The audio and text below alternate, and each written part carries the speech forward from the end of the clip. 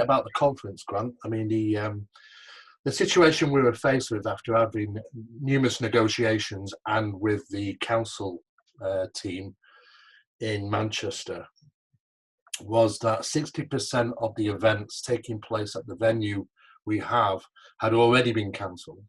Wow. The external AV team certainly had some concerns of attending an event of 2,000 people. We know we've just had our sixth death Manchester has already been hit by the coronavirus. In fact, Bolton, where our office is, in that location, Bolton is also, there's been people with coronavirus. So we had obviously some main concerns. A number of our lecturers already contacted us. I believe Sid Goldberg had cancelled his flights. Yeah. And we knew this was kind of probably something that was going to get out of hand the longer we leave it. My main concern was the health and safety of the lecturers and the attendees. Yeah. And of course, with the concerns that some of them already had, and the problems with being able to catch flights internally and internationally, because we're seeing even now that, you know, these Delta Airways are also limiting their flights, amongst many others. Yeah. We thought we'd probably best have to cancel now, because what they were doing, a lot of the services were like hotels and venues and AVTs and things were requiring non-refundable deposits. Yeah. So we decided to cut our losses now, because if we ran with the event and it escalated to the point where we couldn't do it at last minute, the overall expense would have been about 10 times more than it would have been to cancel it now. So it was kind of, even though that none of us wanted to do it, we were most saddened about it, but there was just no way around it. So we had to make a quick decision at that. But it's not too bad. It's we're planning on a 2021 event. In fact, we have 5 events in 2021. We have 4 small events, which will be like single speakers that come to Manchester and have a one-night event with them.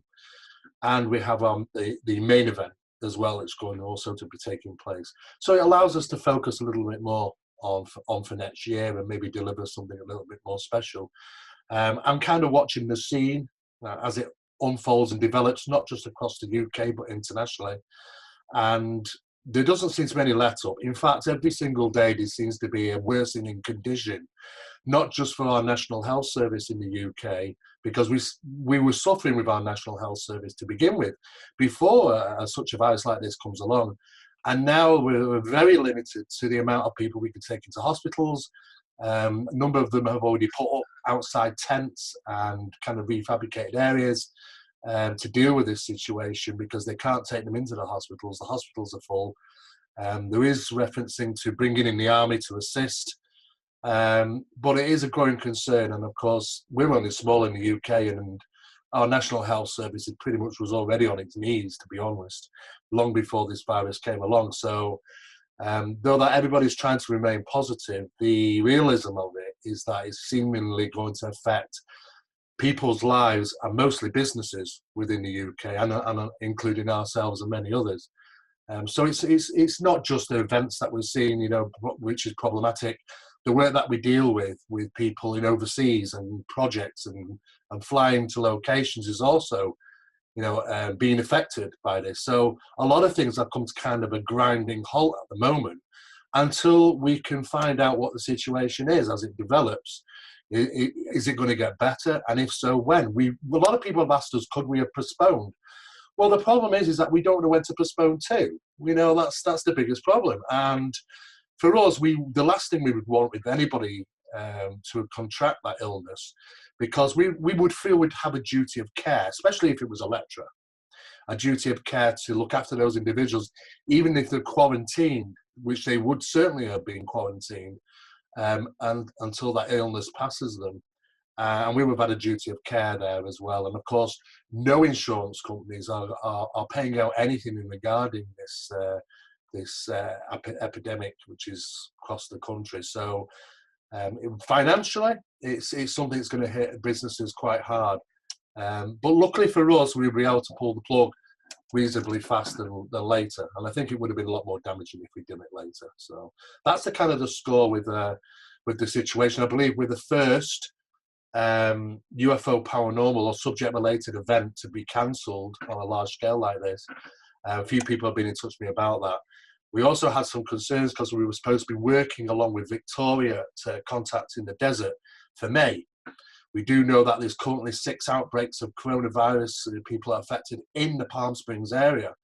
It is a relatively small location which is trying to gain control, and they have certainly concerns about large events taking place in Palm Springs because it's going to be bringing in people from internationally from all over the world into one small location, and I don't think they're prepared for that. At this moment in time, I believe they're in discussions of possibly cancelling large events in Palm Springs. So if we're hoping that doesn't actually affect them as well, really. So it's seemingly it's pretty much worldwide is this growing concern about events having to be cancelled. Can I ask you a question? Like, for people who don't know, I've been to your event. Desta's been there. Can you describe the size of your event? Are you the biggest event in Europe in terms of UFO paranormal stuff? We are the largest event in Europe. We are our 5th year into Awakenings Expo. It was initially Awakenings Conscious Life and UFO Conscious Life Expo, but we just shortened the name. It's a bit of a long name. Yeah. So Awakenings Expo would have been into its 5th year, and we have anything. I think we've just reached over 2,000 people in attendance. But the problem is with these events, people are rubbing shoulders with each other. Yeah. You know, I mean, plenty of people come in, they sit with each other, they're going to be mixing with each other all day. It's an inside location, it's in a very large hangar, like a big aircraft hangar, which is sectioned out into different locations. And I think it's just, we have seen a slight impact on regarding ticket sales because I guess people are going to be concerned. People are going to be concerned at the fact that, you know, they don't know who they're going to be sat around.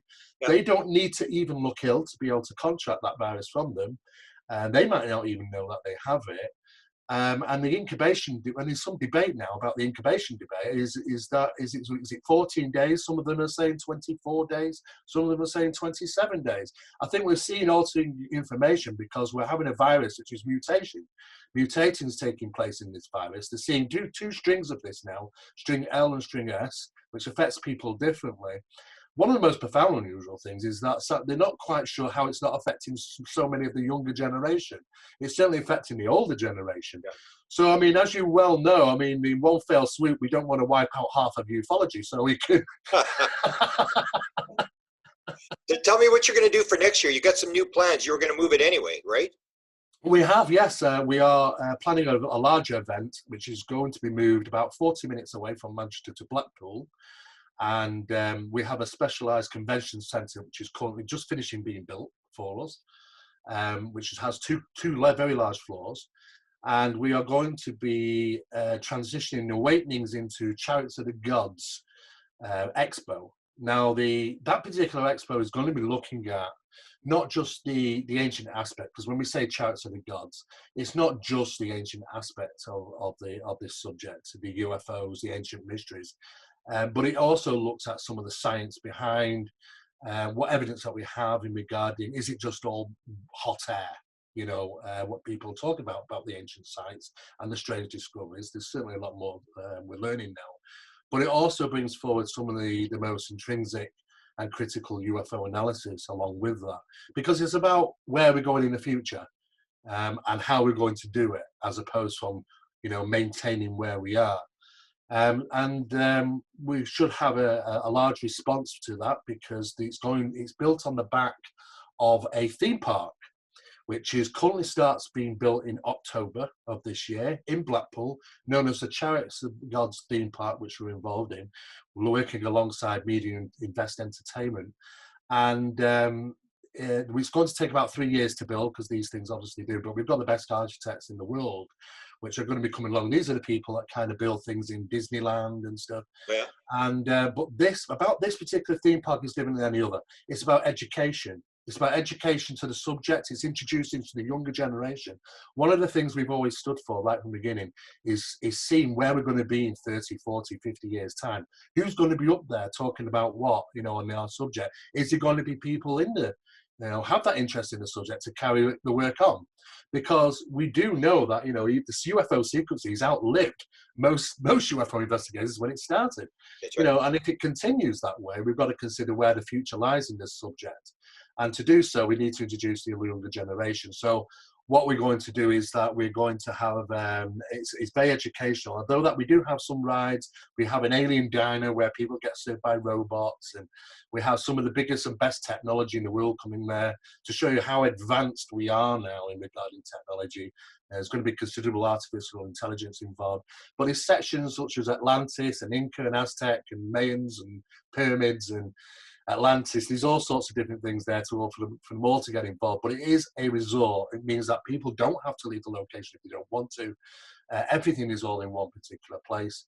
And I've seen the plans for it. I can't wait to go myself, to be honest. Is that on the coast? It is. It's right next door to the convention centre. It's on the coastline. Wow. Literally, you can see Blackpool Tower from the actual venue and the theme park. It's actually 1 mile away from the well-known Blackpool Pleasure Beach, and they actually are doing a lot of work. They've actually started routing traffic in national flights to Blackpool. All trains, tracks can actually get straight through to Blackpool as well, because they've also got to consider Blackpool Council. Now that's a considerable amount of people that's going to be attending. How do they all get in there and out of there? So they've been really good. They've been working with us, and everything seems to be going to plan.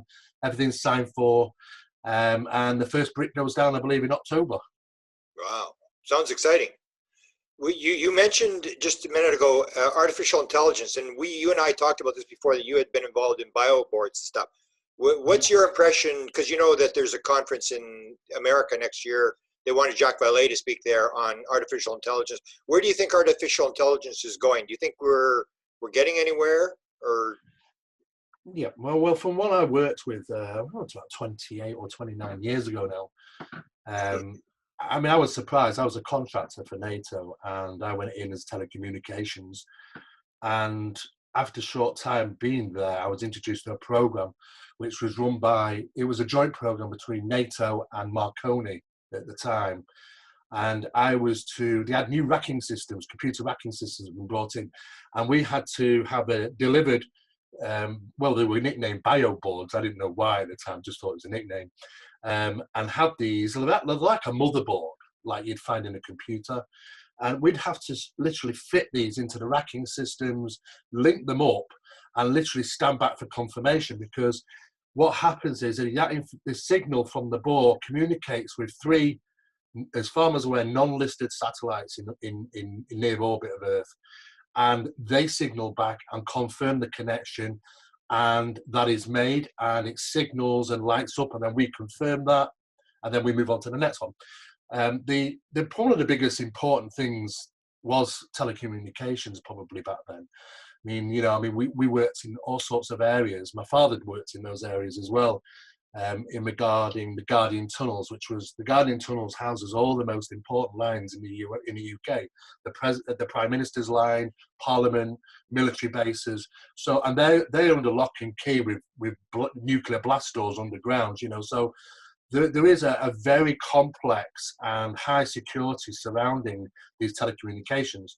What I was working with when I first met these boards, I kind of twigged why they were called bioboards, because they had 3 different components on there.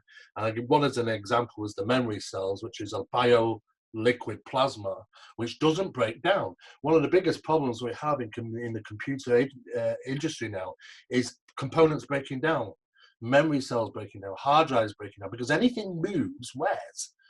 And what they realised, obviously, at some stage, now, I don't know how long that had been in the field, this type of technology, but I can certainly say 29 years ago, I was fitting these boards into these racking systems, which had these things on them, these biological circuits.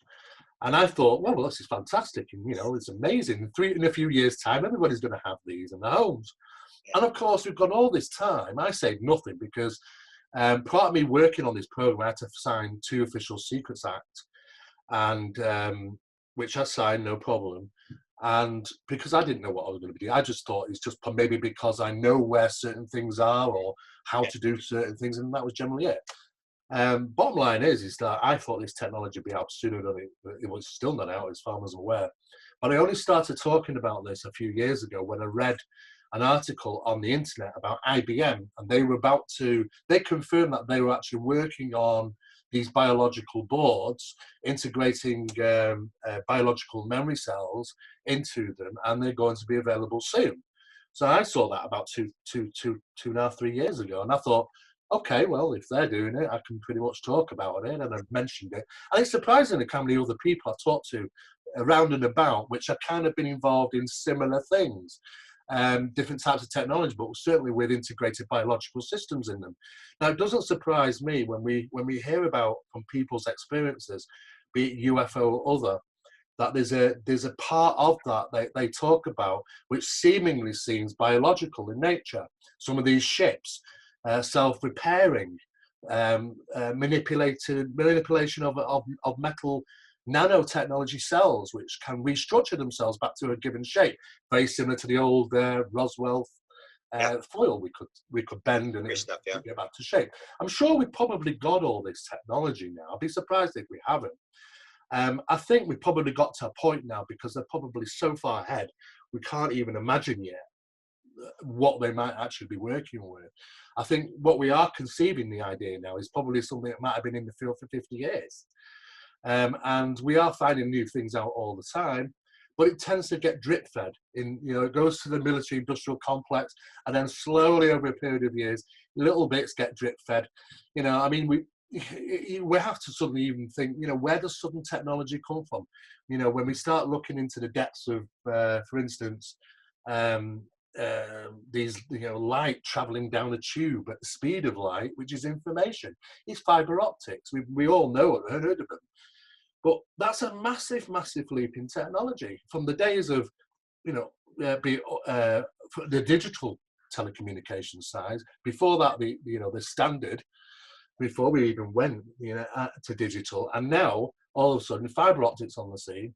It travels at the speed of light. It's light information traveling in a glass tube. And you think to yourself, people digest technology very quickly and don't ask the questions, where's that sudden leap of information come from?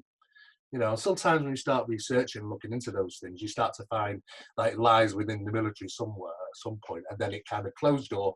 You don't get to find out any more information. Yeah. So that leads me to the question of consciousness. Do you see consciousness as being primary? Do you see matter creating consciousness, or how do you connect consciousness? Because that seems to be a big buzzword now into the UFO field or into technology. Do they know the connection to consciousness, and do they understand it? Well, of course, we've probably been working we know that we've been working in the field of technology in regarding consciousness, because we know that we are limited by the physical actions. The human body is a physical actions which are limited. We've reached the barrier of how fast a human being can react when it comes to flying. I was in talks with NASA last year regarding a piece of software that we were involved in, and it was about data compression. And they were very interested. And the reasons why data compression is one of the big things right at the top of the list is because the world is in demand of it. And the reason what they were interested in for is that they have a number of aircraft that were flying at tremendous speeds at low altitudes. The pilots have to maneuver that vehicle so that it doesn't collide with tall items, antennas, buildings, so on and so forth. But it's low enough to keep on the radar. That's exactly what they want to do, because the radars are always never normally at ground level, because they pick up too much interference, false signals, they'll send all sorts of things back. So they keep it at a certain height and altitude. However, if they can come below that and fly at the speed they want to, they'd have to avoid things very quickly, and they don't simply have the capabilities. Humans just do not have the capabilities to react that fast, but computers do. And we do know that we have equipment and vehicles, aircraft that can fly integratedly with consciousness now. However, it's the data, it's the problem, because for computers to think as fast as the human mind, that is going to require huge, huge amounts of data between traveling at incredible speeds for them to react so fast. To do that, it's the storage and transfer. And it's not just a matter of where we're going to put all this data, but it's how to transfer it in such a high speed. And this is where data compression comes in. Because if we can find something that will compress and decompress at half the speed of light, then there's nothing that is unachievable.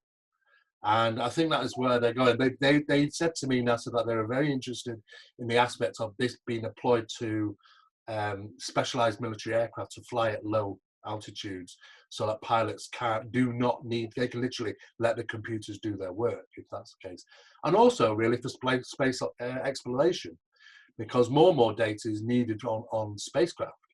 We want to take 4K photographs of the moon now.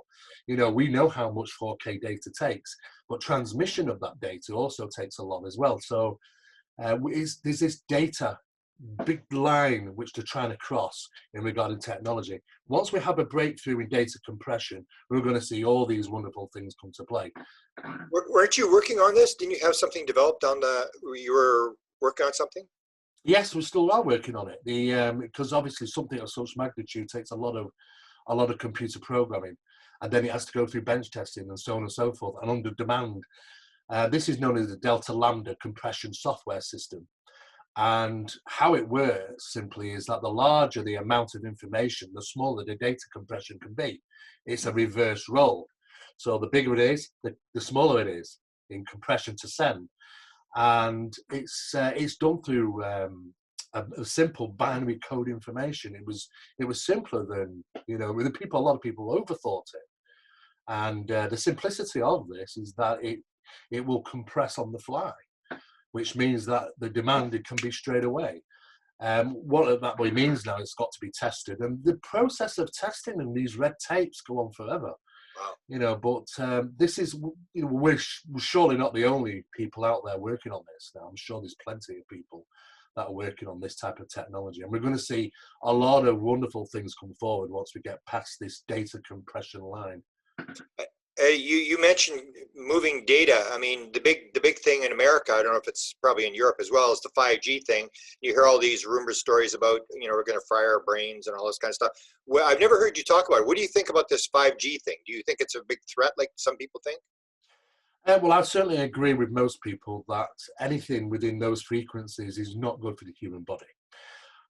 When under discussions with people who I know who have worked in the field of 5G, and been involved in that type of work for quite some time, even they had concerns, and they had a protocol to deal with the complaints, and that was shielded paint to put on your interior walls of your house, and also certain devices which will scatter the 5G signals so that they don't build up in certain given areas. It seems that we build a problem and then we look to build something to solve the problem. The effects is pretty unknown. I mean, it's always been this, it's going to fall into one of those debatable things again. You've got some scientists who are saying, yes, there's absolute evidence for it, that it is not good, and that it's directly associated to certain frequencies that our brain utilizes. The effects really could be a lot of different things, and a lot of unknown question marks turn up. And we had exactly the same debate. We're pushing 11,000 kilovolts through electro pylons carrying electricity, and the long-term effects of people living near them, because there was this debate's been going on, can it cause illness, for many years. And the debate is still there. 50% will say yes, there's definitely evidence that something happens. The other side will say no, we've got no tangible evidence to support it.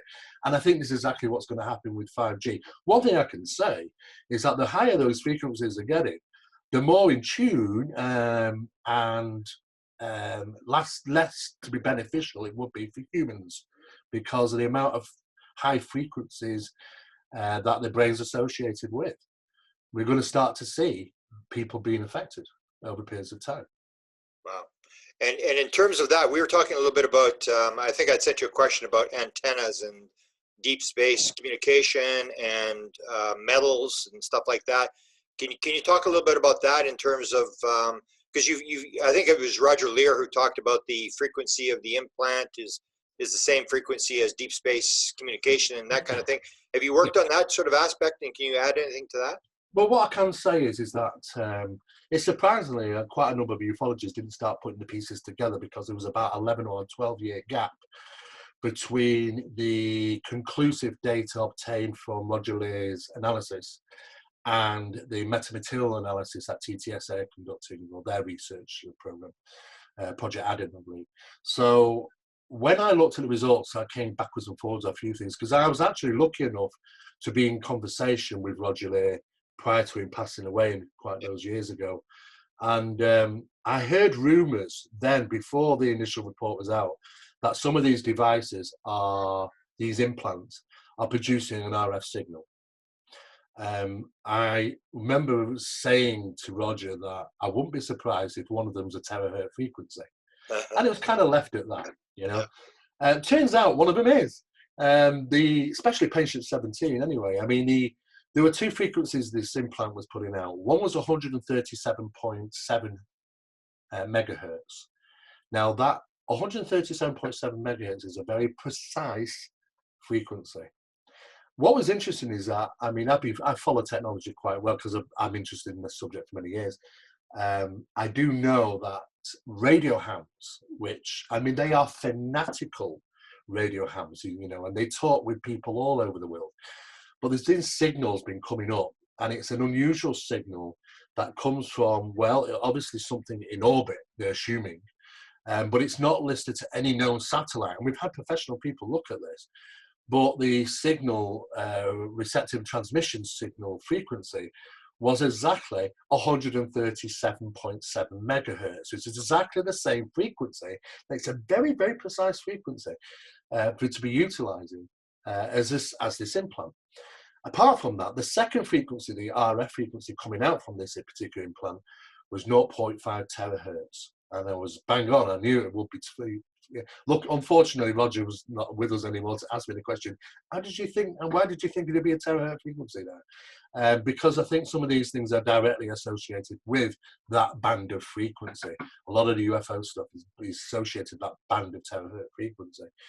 So it was no surprise to me. Only later now that we discover, when we look at all the information that's been kind of, even little drips that have been pushed out by the TTSA from Project Adam and so on and so forth, that the analysis that they've been doing on the metamaterials is that we hear these words over again about, you know, silver, magnesium and bismuth and so on and so forth. These items which you can find on planet Earth, but it's like when we dig up a rock from Mars, an example, and we look at we might find certain materials in that rock which we have on Earth, but the isotopic level of the details, the information within those items may differ from earthly origin, which shows that, yes, same material, but not from a different place. And this is seemingly what seems to be popping up in the metamaterial analysis. And also this 4% differential of the isotopic level range, which means we kind of accept 1%, 1.5% at the most. You know, even at 1.5%, we could say it's gone through some unusual, you know, obscurities. However, to have 4% just means this is not from here, it's from somewhere else. This is what we found in regarding the metal analysis, which are microns. You can actually, when you actually look under the microscope at these things, under the metamaterial, you can actually see the level placed over each one in the microns of bismuth, microns of silver, magnesium, and they're certain laid out in the mixture. But when you follow the contour of them, the next contour follows exactly the same contour, and the third contour is exactly the same, which means they're precisionally placed and cut to be put together in that manner. Whatever the process of doing that leaves that same contour. That's the evidence, because it's not a random contour, it's exactly the same as each other. And what's interesting is that 4% isotopic difference was also reported by Roger Leir in one of the implants. When they looked at the information within it, we started to find things like bismuth and silver, magnesium. But most of all, what's interesting is that 4% isotopic difference. again, was being found in the implants. Now, because there's 11 or 12 years apart in this analysis, people didn't really kind of put them together quickly enough. And I'm looking at these and thinking, well, what if they're both of similar origin? What if they're both the same sort of material? Now, if we want to go down the extraterrestrial hypothesis on there, we could say that if these metamaterials are discovered, I don't think they're discovered, I think they're purposely given, the gift from the gods, you should say. That's exactly what they are. That was my next question. Oh, absolutely. These are absolutely purposely done. I mean, obviously that's been going on for a long time, but these things are purposely there. They're giving us clues all the time. But the process of that being the same material as an alleged implant could mean the fact is that they're somehow both connected, and they're both connected could be that they're from the same source, and that's a point of identification. Because if these implants are a way to tag an individual, to locate an individual, they're looking for something, an obscurity that we wouldn't normally have within our bodies or even around us, because that's going to cause confusion for tracking. They'd want something, an obscurity that stands out more than anything else, and that, with that 4% isotopic difference, is going to stand out from anything else. It's a very, very easy way. It's actually a perfect way of identifying a source material. If there's nothing else around like it, it's easy to find. Now, you know that Destin and I are putting out a book called Contact Modality. So before I get to that, can you tie in what your impression is? What do you actually think we're dealing with here? Are we dealing with extraterrestrials, or because as we're going to get into the next little segment, you have these crossovers when you get all sorts of other paranormal phenomena that seem to link up in very similar ways. Well, for me, I mean, I started in the subject of ufology 38 years back, and the mentors who taught me back in the early 80s said, oh, it's all nuts and bolts, and it's a crafts that are coming in the distances of space and so on and so forth. And of course, as we go through ufology and we learn more, we realize it's much more than just that. There's a lot more that's involved in that. So it's kind of opened up all these areas. For me, I say to people, I think ufology has been limited. We've had one hand stuck behind our back for a long time having to deal with this. Because back in the day, the subject of ufology, the principle came forward that these things were extraterrestrial, traveling from distant planets and so on and so on. And the idealism of that created a box, and that box was called ufology. Even when Blue Book officers went out, to talk with people, there was a number of cases where I'm sure that people would have said, yes, some paranormal occurrences have happened as well. Statistically speaking, 6% of UFO incidents, people have paranormal occurrences in association. They must have come across at least one or two, but it wasn't documented in any of their reports. Well, of course, their reports a child could have put out, because they were never any real good work what Project Blue Book wanted to do. It was all about showmanship, and if we were going to visit Mrs. Brown to get her account, they'd ring up a report and say, oh, well, Blue Book officers are going to be there. They climb out the car with the things under their arm, looking fantastic. They're doing a great job. And the fact is, it was a lousy report form. No questions were really properly put forward. But the problem is paranormal occurrences happen. Well, they said, we're not interested in all that ghosty stuff. We don't want to get into all that. And that has happened time and time again.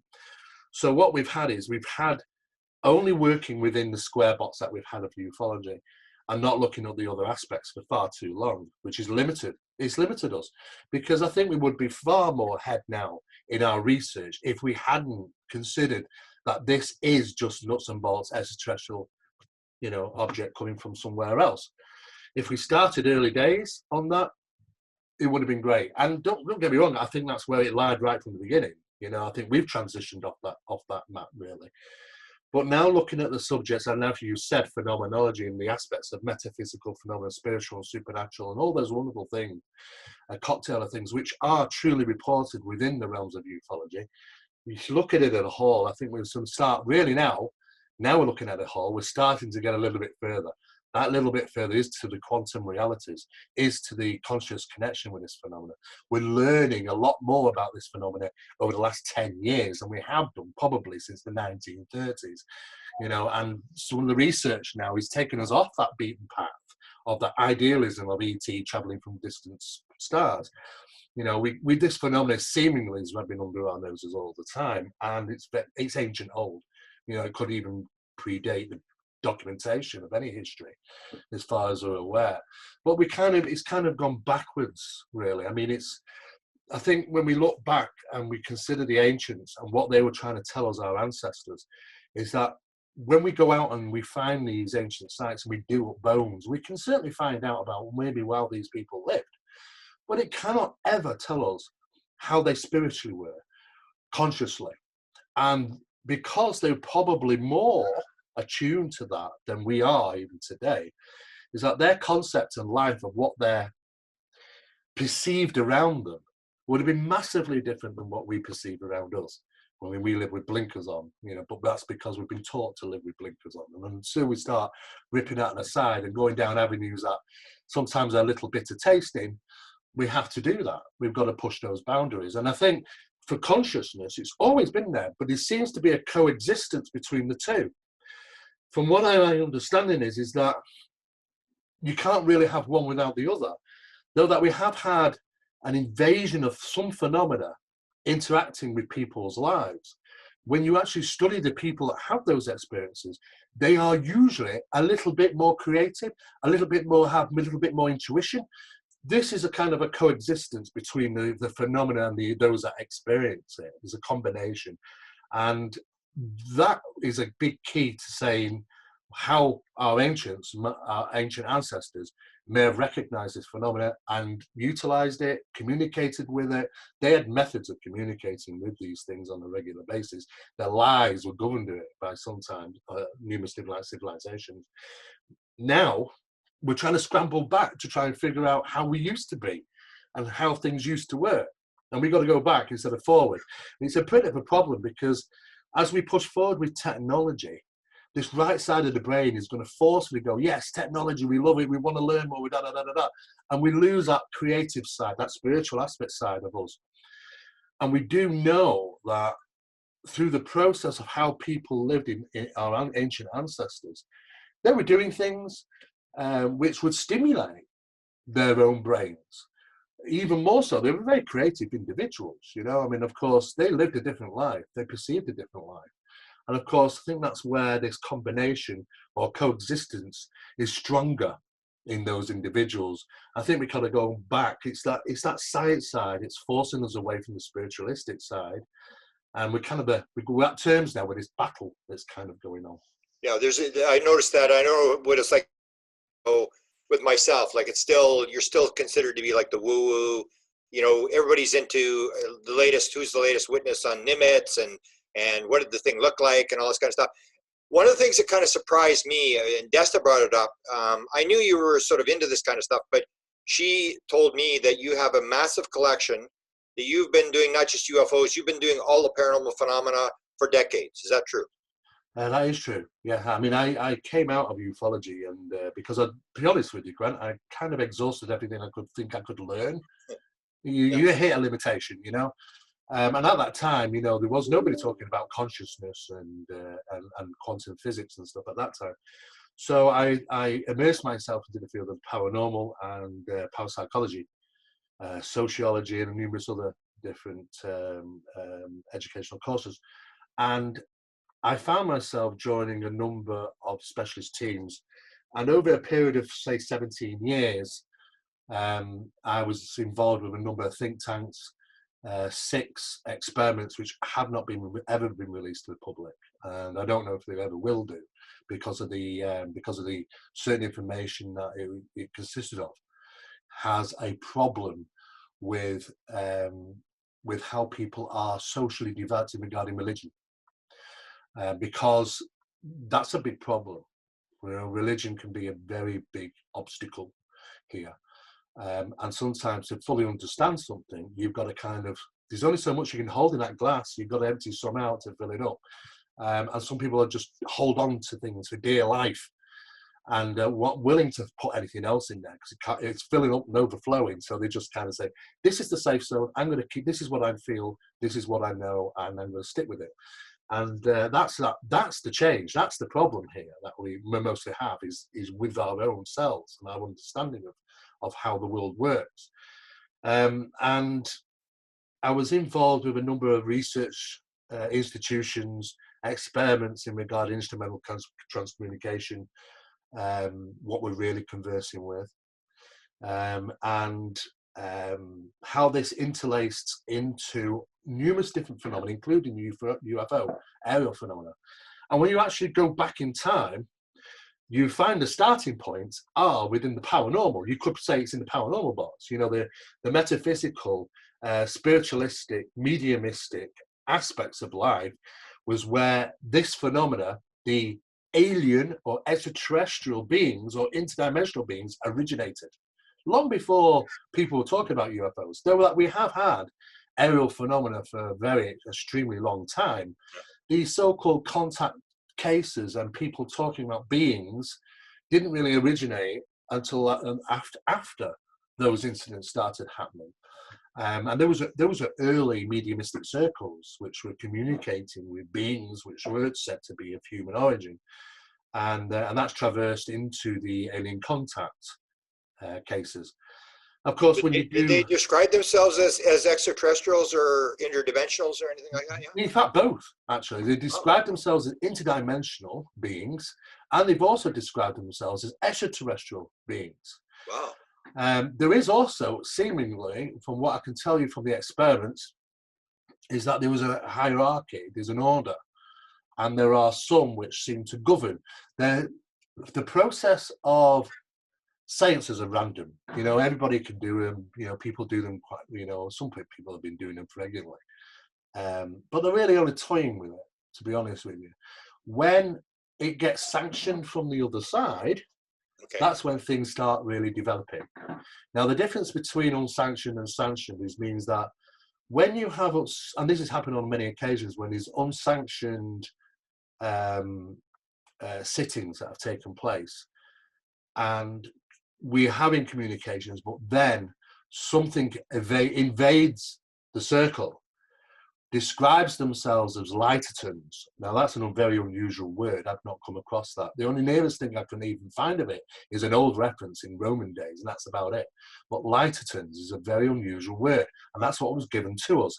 I can't find it anywhere. But these are beings of light that see and know all, as they describe. And then that's it. Woof, communication stop. Nothing else. These are like, it's like the headmasters are coming around and saying, "No, you're not supposed to be doing that." Jump, and it ends. But when you work in a particular circle for a long time, sometimes they seemingly get sanctioned kind of from the other side. And that's when it starts to get very interesting, because there's an effort on their side as there is our side. And then they can become demonstrative. Light phenomena, small physical crafts this size can appear. Wow. And they are miniature UFOs. That's all I can explain, are miniature UFOs. Light phenomena, apparitional phenomena in the shape of small beings, communications talking about not only advanced technology, but probable future events, where they come from, what they particularly do, how they live, what they want from us. But then there is also the element of deception within there. I mean, we focused on one particular group of individuals for 4 years. Oh. We thought we're onto this now for 4 years, and it was only that one day turned upside down. It turned out after spending 4 years in conversing with these individuals, that it wasn't even true. It was like, ha ha ha, you know, we pulled your leg. I thought, did they not know the transition of time? Because 4 years is a long time for a joke, you know what I mean? It doesn't seem anything to them. And honestly, that was pretty devastating to the scientific team after 4 years of going, yes, thumbs up, we're really onto something. And then suddenly the rug gets pulled out because it's been a joke all along. You know, so it's very, what did they turn out to be? Like, what did you get information from them that was valuable, and what did they turn out to be? Well, they describe themselves as physical beings but are reaching us consciously. Okay. But we kind of create that ourselves. The process of how this circle was operating, it was like a conduit, like a bridge, a quantum bridge, in a sense of speaking, is constructed between their side and our side. At that point, that is when it's kind of sanctioned. when there's effort on both sides of that construction. Sometimes we drag things through trying to do these seances and mediumistic circles. We're desperately trying to drag something through, and what we do is we drag it from the nearest ether, you know, and we're going to get lots of silly random things. Oh, I like the light, or what's your name, and this. No particular really good information. Yeah. It's just school talk, as we would call it. And silly things that are said to us, you know, just to give us, testing our emotions, really. But once those become sanctioned, then you start to get a clarity of communication. And what would be happening was, which was very interesting, is that during the experiments, we would set, I'm probably saying too much, but it doesn't matter. during these experiments, we would have a meeting and we would set out 20 questions. Okay. Now, when that ever first occurred to me, that getting past all the schoolyard stuff and getting to real communications, when I was asked to join that circle and say, look, you know, and have my own questions answered, for years I've thought, oh, it's going to be fantastic. You know, if you could ask something in the ether, a question, what would you ask? Yeah. And I could reel them off, thousands. But on that day, Graham, I was sat at that table, pen on paper, and I had 2 questions I could put into the pot of 20. And do you know what? I was trying to figure out, there were some questions I don't know if I really wanted the answer. If you know what I'm saying? Yeah. Because, you know, I don't want to suddenly the pop, you know, pop the balloon, but at the same time, I also was very aware of the whole life and death situation. Didn't want to get too bogged down in that. And we went in with a set of 20 questions. Within 5 minutes, the answers were delivered, and none of us had even posed a question. Wow. So the conscious connection between those individuals and ourselves is already there, which means that when I talk and have discussions with the head of parapsychology department, say in Scotland and so on, that the department will officially state there is no evidence of afterlife. And they are right. They are right from a parapsychological view. They are aware of instrumental transcommunication. They are aware that we are communicating with intelligent sources. But they cannot sustain the fact that we are being told with sincerity the truth. Because this is conscious connection obtained through the process of true communication, they could be perceiving exactly what we want to be told. Hence, they could even appear to be what we express them to look like. And this becomes a real problem. Now, some controlled experiments like that, like the Scole experiment, which carried on for quite some time in Norfolk in England, there were some continued studies I've been involved in Scotland, went further on. But that circles, what they don't tell you within Scole, and for good reason, is that Scole had to shut down because of an invasion of phenomena that could not be controlled. It took over the circle. They lost control. I didn't know that. And the worst thing for anyone is to lose control on a sitting. And initially we had 1 or 2 entities coming through. They are nicknamed Blue, which was called, which was kind of an alien type figure. Were you involved in Blue? Were you? I wasn't there. I wasn't involved in Blue. That's the one they were photographing, right? Well, it was. They said they would appear on the film, and so they did. Yeah. However, it was the communications that they don't talk too much about the communications with these entities. These were entities of not a spiritual origin, as far as they were concerned. There was something else. But they started to be, once that first time that happened, and we're talking after a year or so of doing Scole, this comes along out of the blue, excuse the pun. And then it becomes a regular thing. There's a communication. And what happened is the circle's been drawn in, and drawn in. Before they knew it, how the mediums envisaged this was that there were thousands of them just on the other side. Thousands of them.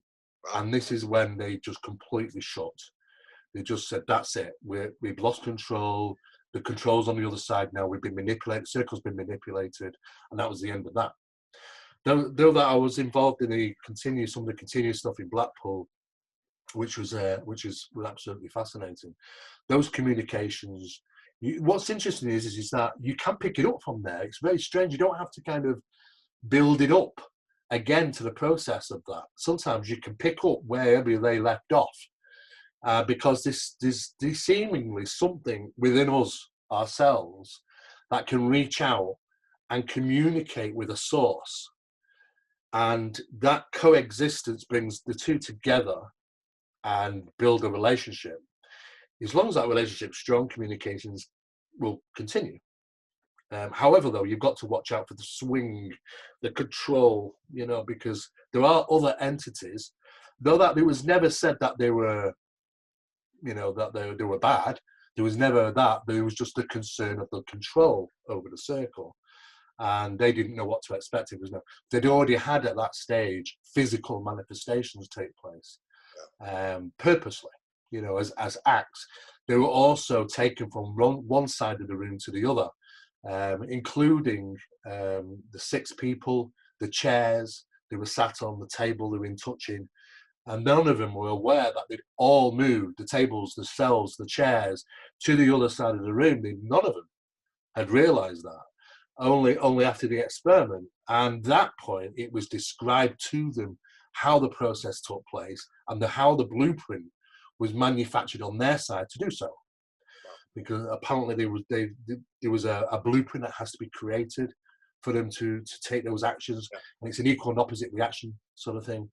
And this is kind of how it was described, that action. It was a demonstration, a larger demonstration from the smaller one. Wow. Sometimes you'll hear, I don't know if you're familiar with the Soul phone and the work they're doing there. They're talking about former scientists like Tesla and David Bohm and people like that are on the other side that are trying to help get stuff across. Did you get that kind of stuff in terms of what you were doing? We did on occasion, yes. But what we did secretly, well, we say secretly, but then they knew. Sometimes they relate information to us away from the circle, which means that they've been observing us away from the actual experiment, whilst we were going about our normal business. However, we did check up on some of the information that was given to us, and it didn't check out. Their information said that, I'm this person, I went there, and this is where I'm buried, and this is how I died, was just falsified. And at that point, then we were... it's like once the cat's out of the bag, they get a bit nasty sometimes. But we do, sometimes, though, what is interesting is sometimes we know, and this is exactly the same where we are now, even within Project Phenomena and Project Doorways, the 2 main ones that we're working with at the moment, is that sometimes when we're close to something, we kind of get a slap on the hand for it. We get the naughty treatment. And that can happen. I mean, a typical example was the research we were conducting. That evening, there was an object I saw in the sky from my back garden. And I thought nothing more of it after seeing it for about a few minutes. He was sat still in the sky, then shot off at speed. Enough for me to capture it on, visual sight of this and be aware that it was there. And it was that night that something crawled into the bed with me, which was an unpleasant experience. When I got up in the morning, my fellow researcher, By Fitzgerald, something went through his house that night and ripped the light sockets out. Wow. And this occasionally happens when it's kind of the naughty treatment. We get the slap on the hand. Sometimes because of the research that we're involved in. So we do know that they're aware of our actions. We're not aware of that we're being observed, but we're certainly aware. They must be aware of our actions, because the times that's actually happened would be too coincidental for it not to be, something connected. So yes, they do monitor. They're aware of the work that we do, but in regarding communications coming forward from people, yes, we've had a number of people. A lot of them wanted to deliver information. A lot of them wanted to do a number of experiments, some of which were done, some which weren't done, simply because of the cost and time that was involved. One of them was regarding organometers as well. life force stuff, and we didn't get into that because we were bogged down with other things on the project. But there are things that we can probably do, you know, further things. Wow. Okay.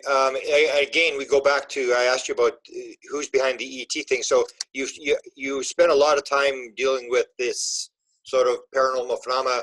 What do you think you're up against? What do you think's actually going on? If you were to guess, I mean, you don't really know, but. Well, if I was to make a calculated guess, from what I've learned, is that the basis of the extraterrestrial hypothesis is built on feathers. It's built on feathers. We piled for many years the reasoning, our ideas, our theories, all piled on something, you know, which really is very weak. The information that comes forward for the extraterrestrial hypothesis comes from contact cases, when people are told that yes, they come from this planet, or they come from that planet. Yeah. In fact, you calculate that there's hundreds of planets that they come from. There's thousands of different looking entities with thousands of different types of ships, and it starts to read like a novel from Star Trek as opposed to realism. Yeah. I would say because of what we've experienced, that it can be a highly deceptive phenomenon. Is that we don't know if we're being fed a one-liner. You know, how do we ever prove that there is, you know, group gathering? If you meet an Earthling, this is the opening line. You know, look after planet Earth. We're from this planet. Yeah. That's where the extraterrestrial hypothesis has come from. It's built upon that information, and really no tangible physical evidence really to prove it. Apart from the fact is that some of these things are discoveries and associations to these objects seemingly are coming from elsewhere. And that's the same thing with the paranormal phenomena, though, with the mediums and that kind of stuff. It's the same sort of trickster type phenomena where. Well, the phenomena seems to be more associated. If you go back in time and stuff, it's more even to current stuff now, more associated to the ground than it has ever been in the sky. We're always looking up, when in fact the phenomena sometimes right under our noses. The ground, the underworld, everything about that seemingly is more associable to paranormalities than it is anything in the sky. Prior to all these flying saucers and the flying saucer days was being seen, I mean, what's the chances? You know, there's definitely seems to be some coexistence between general thought and actions that take place. You know, when we bring a film out, you know, for an example, The Day the Earth Stood Still, you know, a UFO comes down, flying, lands in Washington. 7 months or more later, a huge incident takes place, and they're more or less exactly the same location, you know, in 1952. And I don't think some of those are coincidences. I think that is a lot of it is driven by the thought of individuals, single thoughts, communications. No difference really than a seance circle with the manifestation of something, and a C5 group with a manifestation of a UFO. You know, we have this ability somehow to attune ourselves to contact. Sometimes doing it in a group can be beneficial, amplification, possibly through consciousness, maybe, but sometimes have direct reactions. Though that we do know that the phenomenon is somehow tied to some geological earthly phenomena, normal earthly phenomena, such as positive magnetic anomalies and things like that. We know that this phenomena can seemingly manifest there and dematerialize there as well. So sometimes they're seen to appear, go about the business, return to location and disappear. So these key locations, some of them have been looked into since 1982. I believe the US government were looking into a number of them in association to UFO phenomena. But what we're finding is that what's interesting about those locations is that wherever they're coming from, the most potent positive magnetic anomalies have very little bacteria within them. They're seemingly bacterial-free zones. And we discovered this through a process of information from doctors. There were new doors which are fitted in some hospitals, isolation wards from coming out of operation, one door in, one door out, big long door, and it had a positive magnetic seal around it. And we started to ask questions about why we have positive magnetic energy passing through a door, hinge, going all the way around the door. And of course, well, the specialist said, well, bacteria doesn't like to cross it, doesn't do well under positive magnetic, they don't survive well. It affects them. So it makes it a cleaner environment. And then it suddenly dawned on me, well, that's really what we've got in positive magnetic regions. We've got a decline in bacteria in those locations. So when we do have manifestations taking place in those locations, they're coming through nice, clear, healthy zones for them, as I suppose less a problem maybe, and returning out of them, maybe like a surgeon, I suppose, coming out, washing his hands and going into the operating theatre, and then once leaving, having a scrub down again. Maybe that those locations is for that region, for that particular reason, that there is a lesser bacterial range in those areas, that somehow the phenomena is associated, likes to be in those areas or manifest in those key locations on purpose for certain reasons. We did put this to the test. We decided to go out there. What we did is we followed the most potent positive magnetic anomalies, and instead of just working out, we went. And it was only when we went, we realized we were onto it straight away, because, well, in fact, they were onto us straight away. Yeah, this is because we went to location, and like many people that have been involved in and had lots of first-hand accounts with the paranormal for a long time, you get this certain feeling, and it's like tasting a lemon. You never forget that taste. And when we got there, we had that taste. We couldn't see anything. It's frustrating. Nothing around. And being ufologists, we get fed up very quickly. We only turn up in half an hour while we're going. And it was only when we put the cameras away, this object appeared. In fact, Barry said to me, they're here. And that was just a second or two before they even appeared in the sky. So he was onto it. My shackles are up, all my hairs are up on the body. And I thought, oh, here we go. And of course, this thing just materialized in the sky ahead of us. And it was huge. It was a huge thing with red and white lights on. And it was not far away. It was probably within 140, 130, 40 yards away from us. It was huge, this thing. And it sent this 3 boom, boom, boom light at us. And we grabbed the torch and we did this back.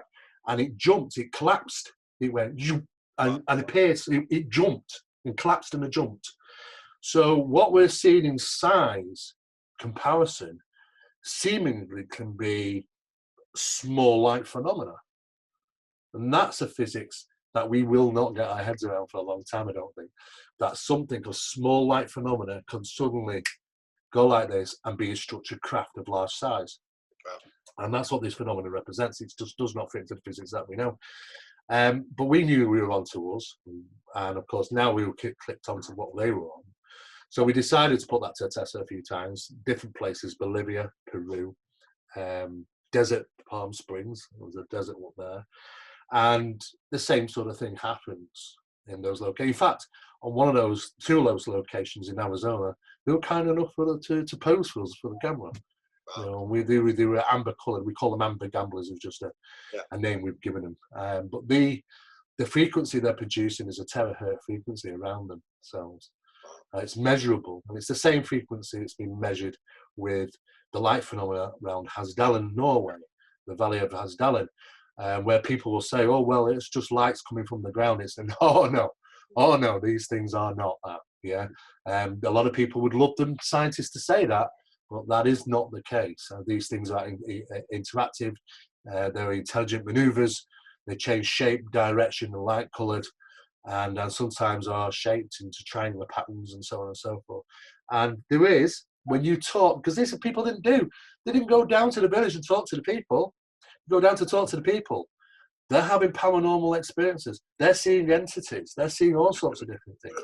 For years, people never bothered with the villagers. They're too busy looking up in the sky. The whole package, though, puts it on the map as something quite profound. So we're kind of all interlinked with this consciousness thing. Sometimes, we know when to look. We know where to go. Sometimes it's something that we know we shouldn't be taking a step forward. Because I've always said, and I've said this many times in the subject of ufology when lecturing, is I paint it for the subject for what it is.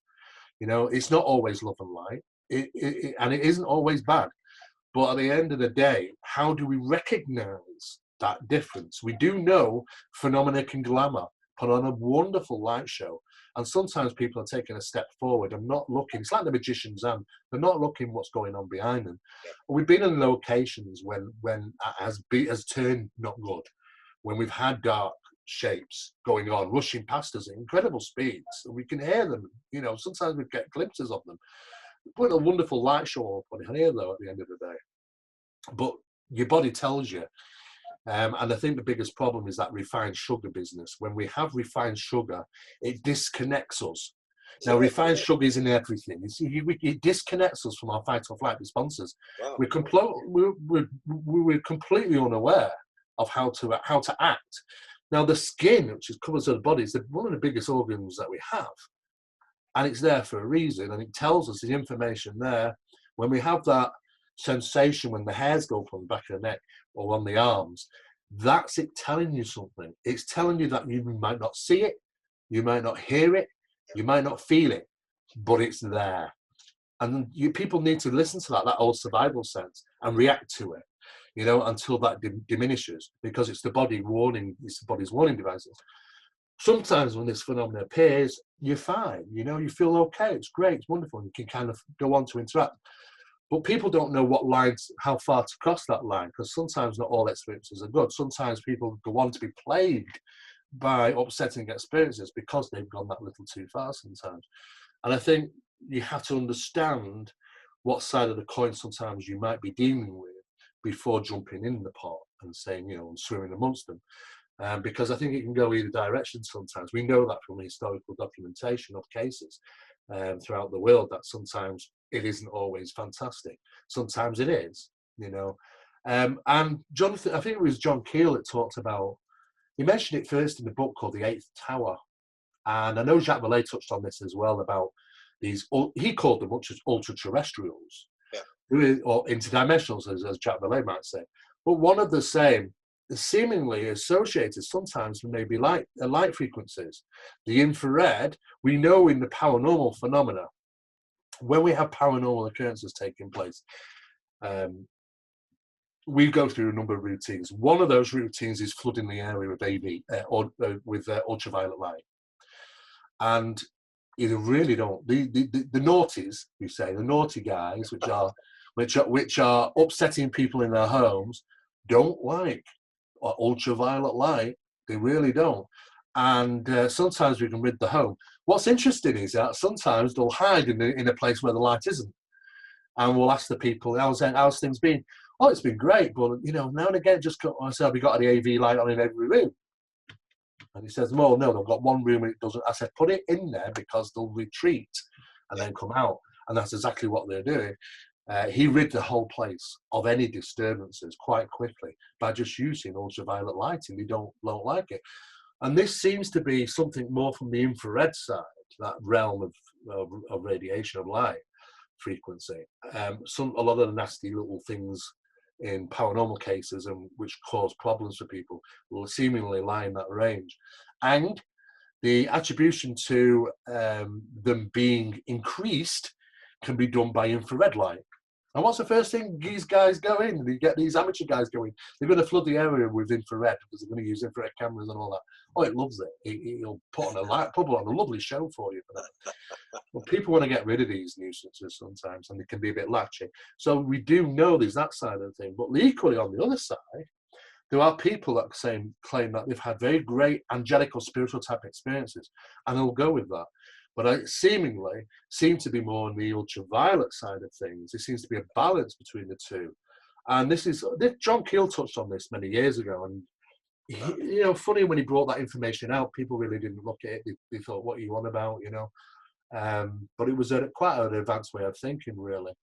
But through the practices of experiments and stuff, it does seem to be that there does have some relationship to entities within certain light frequencies. Wow. And maybe that's kind of the difference how we kind of deal with these different things. Beautiful. Now, when I was going to come to Manchester this year, and the thing I was looking most forward to is to stop with you and to spend a couple days with you, because apparently last year you showed Desta part of your big collection of material, and she was all telling me about it, and this is amazing, you got to see this, he's never shown this stuff to people. And to end here, you gave her some photographs, and so she's going to take over the screen, Desta, and we're going to look at a couple of photographs, because I was asking you when I was in London the last time, I was saying, like, what's the best thing you got, because you've got a lot of stuff. So we're going to go through maybe a couple of slides here of some slides that you gave to Desta, and you can explain to us what these represent. Okay, wonderful.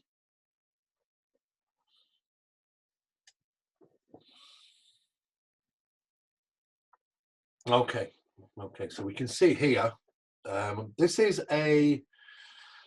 two cameras, same location, and it shows that one particular camera can capture an anomaly. A video would not, and a photo did.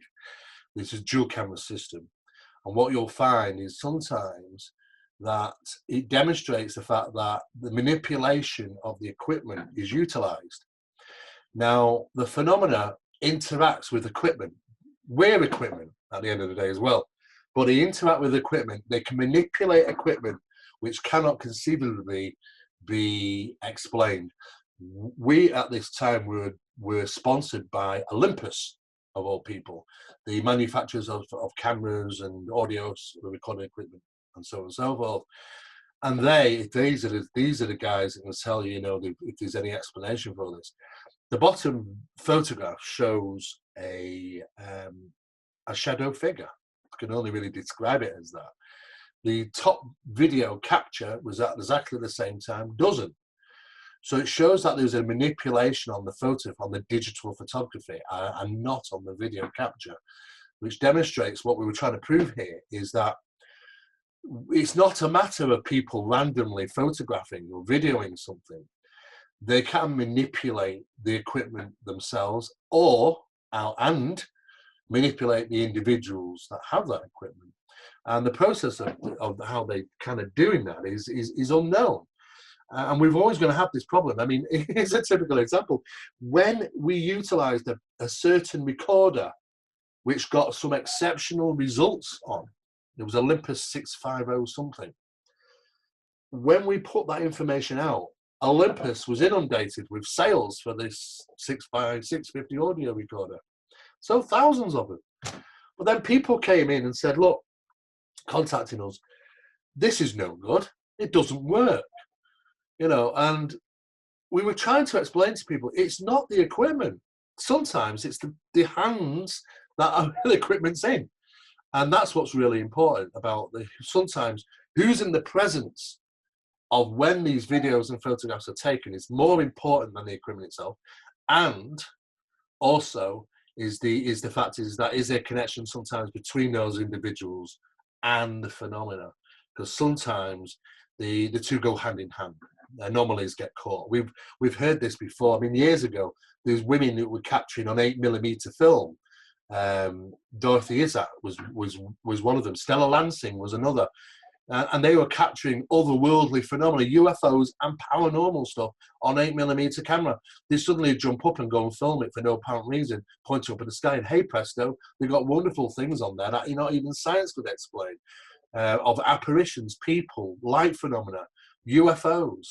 And it's seemingly more connected with them that were filming it rather than the equipment itself. You can pass the equipment to somebody else, it would never work. So, but sometimes people don't identify the fact is that they are being utilized, even though the equipment's in their hand. And it's not just that, it's a wonderful piece of equipment to go and buy and utilize, because sometimes it just doesn't work like that. Okay.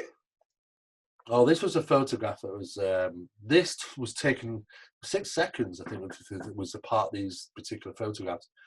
And it was, what happened was there was an anomaly that appeared in the house. It was a circle, a fast-moving black circle, which was rotating up on the ceiling. And out from the center of it came this long, black, rod-shaped mist very, and as you can see it moving, this is caught in action as it moved quite fast. But you can see where it's quite dark in places where it was manifestation was taking place even further. There's no explanation for it apart from the occurrences seem to be associated to that location, especially from that ceiling point. Now, this isn't the first time things happen like this. Spielberg picked up on things like this when he was making the Poltergeist movie. Hence, he had the idea of portals and things coming through them, falling from the ceiling, be it cannonballs or be it watches and jewellery of age. This was an occurrence like that at this particular place because things kept seemingly associated to that location, the kitchen, was happening. Things would come through. Including light phenomena as well. So we have to ask the question, is that when we're dealing with ufological phenomena and we have a location in the sky where these lights are manifesting, suddenly appear in the sky and move off, or even disappear, do we have them on a micro version? Is the micro version in people's homes as well? Is there any scale limit to these? I mean, I don't like to use the word stargates and portals, but doorways, whatever these are, which go somewhere else, who knows if there's a variation inside from the micro side to the macro side. And of course, it's the same type of phenomena where manifestations take place in a home associated to a key location where things are actually happening or coming through, as it would do in the sky where UFOs are. So it's kind of a combination of two things, seemingly similar, but it just varied in size. Yeah, this is one of the tests that was conducted, and this was after one of the seances, we could say, where we requested a blood manifestation. This is blood group O negative, which is not the same blood as the participants which were there. And the sample was human, and it was a manifestation on the hand, and these were the samples that were taken from it, which were human O negative blood. And what's interesting is that I am the only one there with a rhesus O blood, but my blood is negative. I'm a rhesus negative, and this was a rhesus positive. So, but it was blood group O. So the blood just appears on a guy's hand during a seance? So explain what happened in the under seance? request. It was under request of placing the hands out and requesting a manifestation of blood to appear. Amazing. And that's what appeared. It appeared as we saw it on the hand, and it seemingly rippled. It seemed to be a rippling effect across the hand, and then the appearance of that colour came. And it was a liquid, and of course he closed his hand and felt it himself, and of course it was quick drying, and it smelt that blood metally smell straight away. Samples were taken. It was human blood.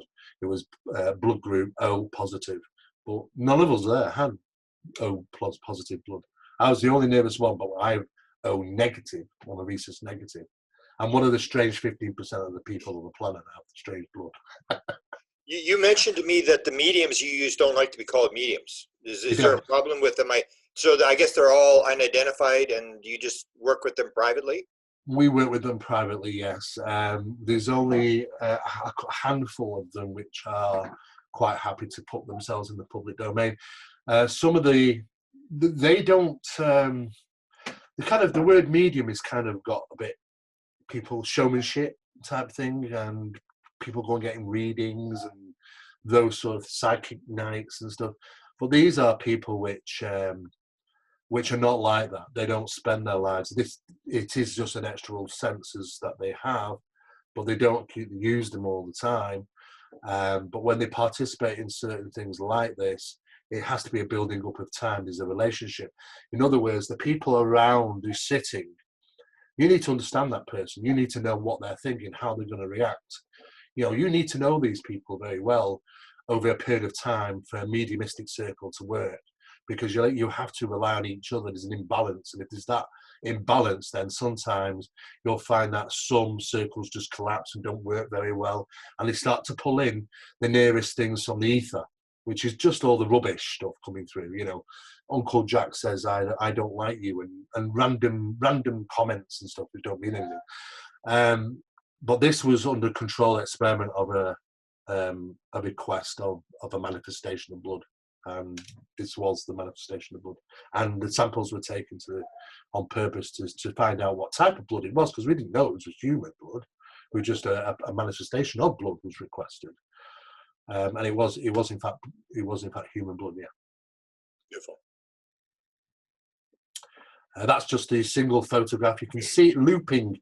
There's kind of a round on the ceiling. You can see it looping, yep, going round on the ceiling, and this comes out of that loop.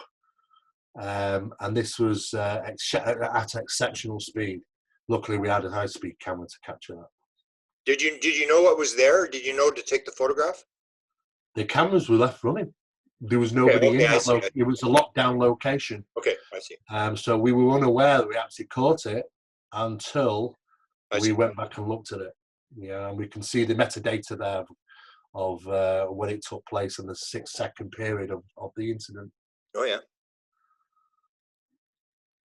So experiments in the aspect, because I know this was on one of the questions that you wanted to ask me. Yeah, this is stuff I think you told me this is one of the best things you've seen. This is direct voice phenomena stuff. Well, it opened up an area of research that was never been known to science, which we kind of discovered, and then kind of there's research in that area now, which is good for a parapsychological point of view.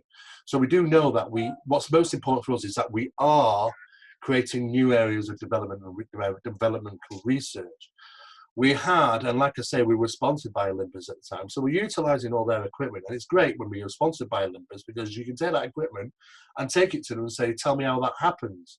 And when they're scratching their heads, you know, that's good. It's good for us. We have a number of experiments, but one example is that 3 recorders were set running simultaneously. So they're all running at the same time for a period of just 10 seconds. That's all we need. It's not a matter of switching a recorder on and waiting hours to get things. Just just asking, you know, if you've something to say. 10-second burst. So what we do is we set them all on record. All 3 items, 2 of them are identical, were developed by Olympus, manufactured only to record harmonic sound.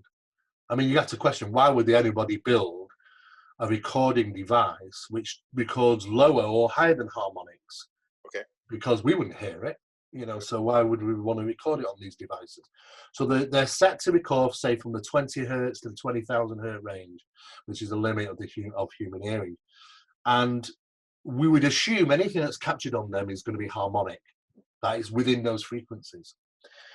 We set them up, we set them recording. As a demonstration, we wanted to see what we could capture, if there's differences that could be captured on them. And we requested, could 3 different things be put onto these different recorders? And when we pressed record, we left it for 10 seconds. It was completely quiet. There was nothing, dead silence. The recorders were stopped. We played them back. These were all trialed, formatted, tested prior. Recorder 1 records the sound of a female voice saying, "I love you." The second recorder records the sound, "Who's that?" Which is it sounds like a male voice. And the third recorder was just some phantom pops and clicks. I mean, it shouldn't even have got the pops and clicks on. We don't even know what the pops and clicks are, but the funny noises. But that was equally as interesting, to be honest, because it proves that this phenomena can target the equipment. It means that it does not have to be in a harmonic range. They can take it and plant it straight onto that electronic equipment directly. And that is referred to as transplacement. All these 3 different recorders was replicated in one 45-minute sitting 8 times. Wow. And the same process happens. They were very good to demonstrate this process to us. which means that the equipment that we use, the cameras, the photographic cameras, the video cameras, the audio recorders, these are all items that can be directly transplaced. When I say transplacement, they can take it and place it on them directly. They don't have to be recorded by the normal means. They're just placed directly onto the system. Now, when we have these analysed, the guy says, saying, well, if you didn't hear anything, it couldn't have been in the harmonic range because you would have heard it. Yeah. Well, what was also very interesting is that we've had the opposing experiments where we have heard it. There's been 2 or 3 of us, investigators, which have heard a female voice come from direct voice phenomena. We reach out to get the recording devices, which is 3 or 4 of them running simultaneously. None of them recorded it. They should have done, because we heard it harmonically. How does a recorder that's designed to record harmonics not record harmonics if we hear harmonics? And what we realized very quickly is that we are no different than these recorders. We are also pieces of equipment. And Right. not only can the phenomena transplace directly into these pieces of equipment, they can directly place it straight into your head. Now, we know that the people with cochlear devices now that have struggled, they've struggled with hearing, they're hearing problems, in born deaf and so on and so forth. And now there's these electronic items now they can place and put like a probe inside the head, which helps generate frequency to cause vibrations across the hairs and the liquid within the inner ear to generate noises, vibrations, which are interpreted into noise, into patterns recognized by the brain as speech. They can hear. Yeah. These cochlear devices that people have now, they can hear people talk. But what is it? It's electronic information. It's being passed into us, which generates that information to the brain to interpret. That's exactly what's happening under these circumstances.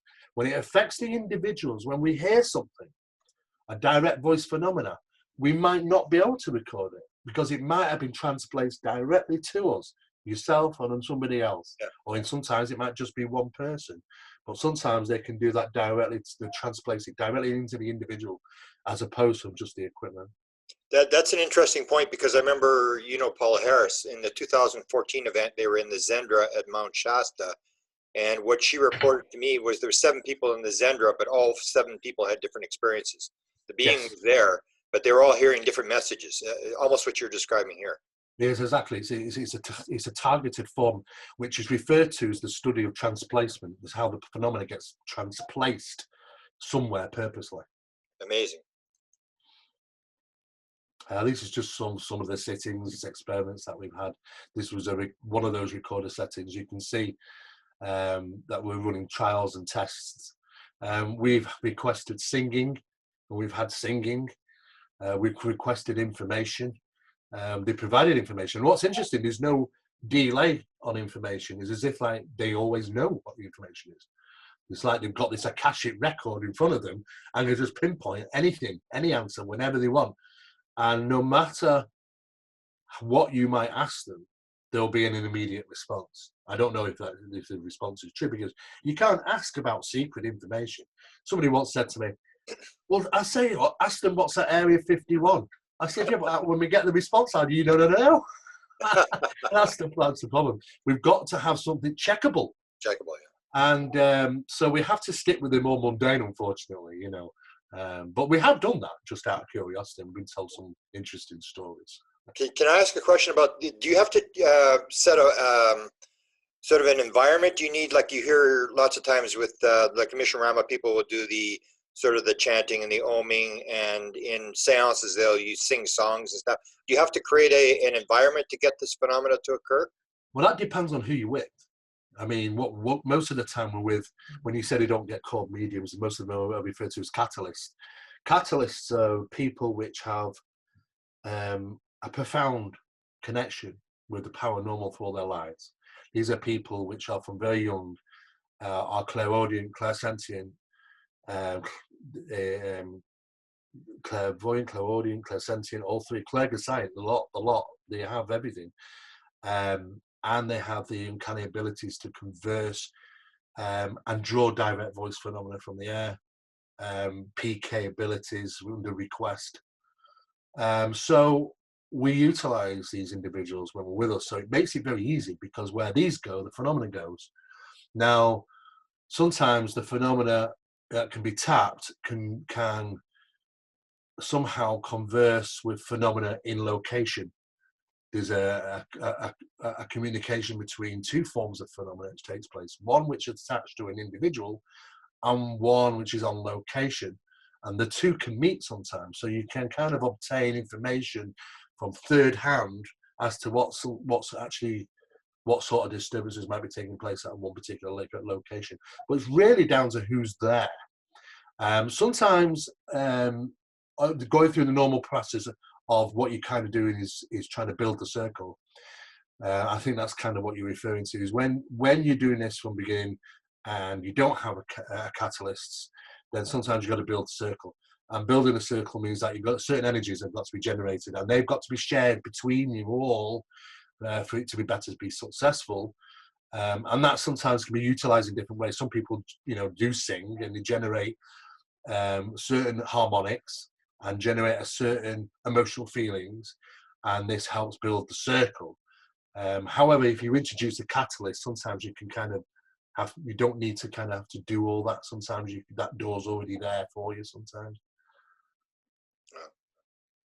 And that was just one of the tests that we're conducting. Like I say, these can be done anywhere, as long as your right people are around, the right catalysts, where phenomena. What we do know, and this is an absolute certainty, is that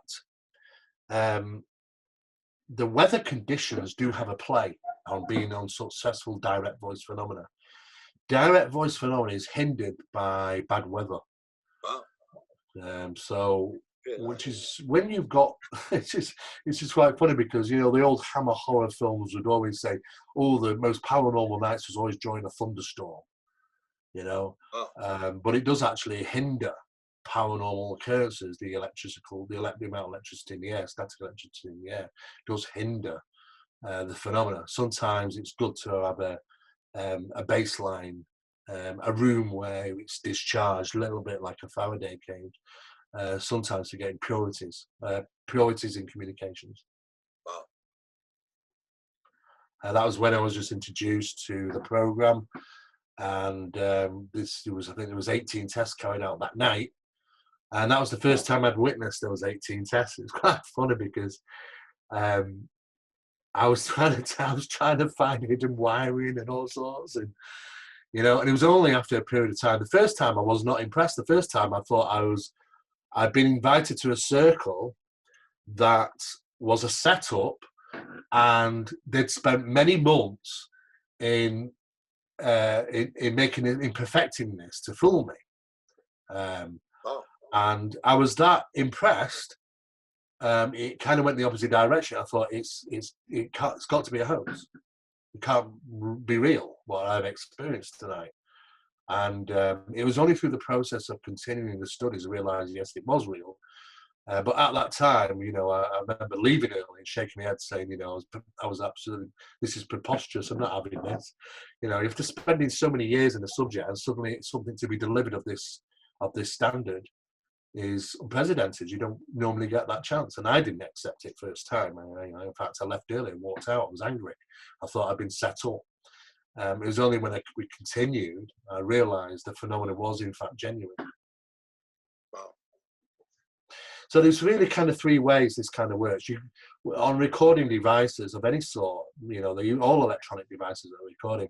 The recording there's three methods of the recording phenomena. There's your normal phenomena, which is a transient, which basically means it's all those things in the background sounds and the transient phenomena. You have harmonic phenomena, which is within the 20 to 20,000 hertz range, which is our vocal responses and that sort of things. And of course, now we've got this new study, this new area of development under parapsychological terms, and as you mentioned, Grant, also in ufological terms now, the transplacement phenomena. Now, this is just another stone to add to the mountain that connect the paranormal and the ufological content together. Because I've argued this point for quite some time, that these two are seemingly on the same path. are utilizing the same physics, seemingly utilizing the same physics, both from the paranormal realm to the ufological realm. So, and I think if this is the case, then we're dealing with a physics, this paraphysics term, we might say, which is an unknown phenomenon. It's an unknown physics, and we can't think of it and work with it in regards to the physics we understand, because it just won't fit, and that's will cause problems. I think what we have to do is look at it from a baseline and saying, how do we achieve it? If we wanted to achieve it for humanity, how would we achieve this? Now, transplacement, we could say, okay, it's a form of telepathy. You know, that something is given to us which generates the vibrations and the frequencies which cause us to hear vocal sounds, when in fact nothing is actually vocal being said. That we know can take place through experiments. It's already been done. We also know it can be induced through specialized equipment. The equipment which can generate those frequencies, which can make people think that they're hearing ghosts, in fact. So we know by normal terms and technological terms that's capable. That is capable now. What this phenomena has, it's mastered it.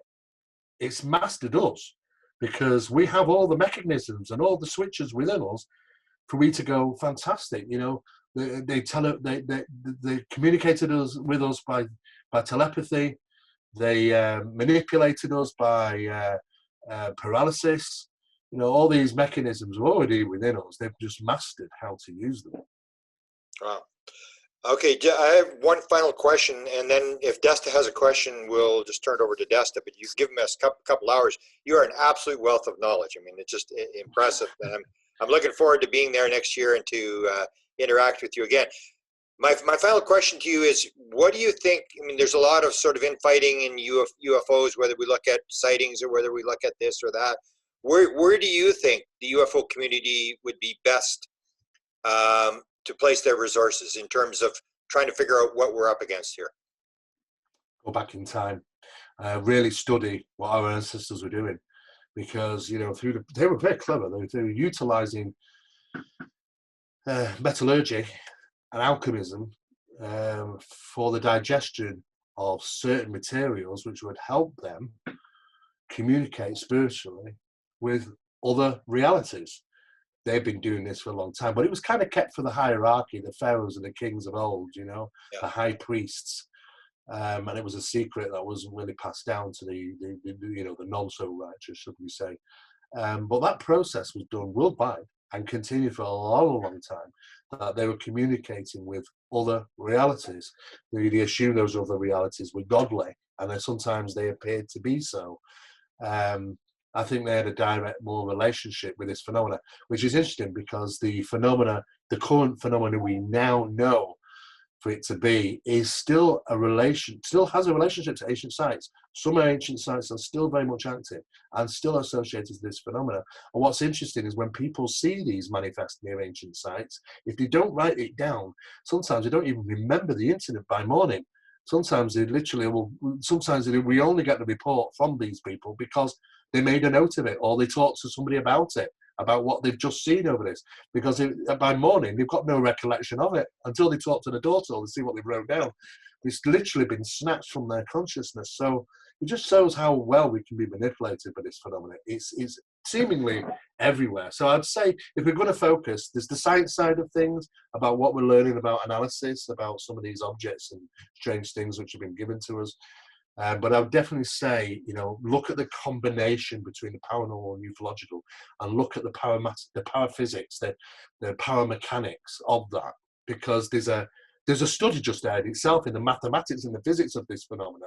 I think we'll have to get into at some stage this metaphysics, because that's going to undo these doors, I think, of trying to really understand how this phenomena kind of switches on and off, interacts, materializes, dematerializes, invades people's consciousness and interacts. So I think it kind of, that is this golden little bucket just sat there, you know, tantalizingly waiting to be discovered. And everyone's kind of running around the outside looking at photographs and videos, and it's just another mountain of information that we currently have And I think really getting to the core of things, I think that's the push, is look at some of the ancient stuff. And what were they doing? Well, they were doing spirituality and mediumship, and that's kind of where we're kind of going with these current, later models of these phenomena when it's consciousness and spirituality again. So kind of the old and the new come together. I think that's kind of where it's best to go, really. Yeah. I think I agree with you in terms of there has to be some sort of underlying physics that creates both phenomena. Yeah. And we just don't understand that. We're sort of assuming a bunch of stuff that's wrong. And that if you get to the bottom core, it's all going to be built from the same stuff. Yes, absolutely. That's absolutely what it is, yeah. Beautiful. Gustav, you have any questions? I've got just a couple questions, Steve. One of them is what do you think the most shocking or meaningful experience that you had? You were saying like when you started, you were so shocked that one night because you said 19 or 18 or whatever. Things that happened, but was there something bigger that happened at a different time that really convinced you that? Yeah, there was an incident that took place whilst I was in Seattle, of all places. And I wanted a demonstration from this being. And this wasn't too long ago, but this thing just leveled me. Honestly, this thing just took me down to my knees. Now, it induced an emotion that I cannot humanly recognize what that emotion is. There's no name for it. And there's no really way to describe that emotion because it was so overpowering. It took me breath. The eyes were watering. I was leveled down onto my knees. He literally put me in a worship position, this thing. And I have no idea what that was, but it took me, I could not even talk about that experience for weeks because every time I broke down when I experienced it, it was an overwhelming experience. And I won't say it was a scary experience, but it was so powerful that I was just put in its hands. So I do know that there are things of great power that do exist, absolutely. And that was kind of a demonstration to me to say, yeah, we have the control, So that certainly stuck in my mind for a long time, yeah. And I guess another thing similar to that is you said that you guys continued some of the Scole experiments in Blackpool afterwards. Scotland.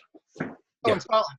Yeah, so yeah. Was there any big? Yeah, well, I was introduced to a number of different researchers involved in numerous circles, and me with my investigative head, I can never switch it off. Sometimes I was invited down to meet two new physical mediums, which had been introduced to the circle, and I'd never met them before, so I thought, I'll put my investigative hat on tonight. I'm going to interview them. Yeah, let's see what they know and what they've got. Because I've been involved in it a bit, so I thought, okay, let's see. And we met at a restaurant in Scotland, and I was sat there with the president of the Scottish Society of Psychical Research. And we met these people. We were sat on an adjacent the tables were joined by an adjacent table. And I got my pad and pen out to interview them. I asked them, is it okay to interview them? They said, yeah, no problem. So I got my pen and pen out. And just as I'm about to ask them, launch into this series of questions, the table shunted towards me. And I immediately looked opposite me. And opposite me was the president of Psychical Research. His wife was sat there, Sarah. And she just looked at me and went, wasn't me. And I thought, well, I know Sarah quite well. I thought, well, no, she wouldn't do that, And I'm looking at the table. There's no way this table could have moved because it couldn't have been them because they were on an adjacent table. And I kind of thought, no, it's just one of those odd things that happened. Ready to launch back into them. The plates and things started moving around on the table. And I just put my pen in the pad and shut it. And I said, interview over. And that was the end of that. And we all had a good giggle at that. And what's surprising is that it's very well hidden phenomena, but it can be right there in front of you.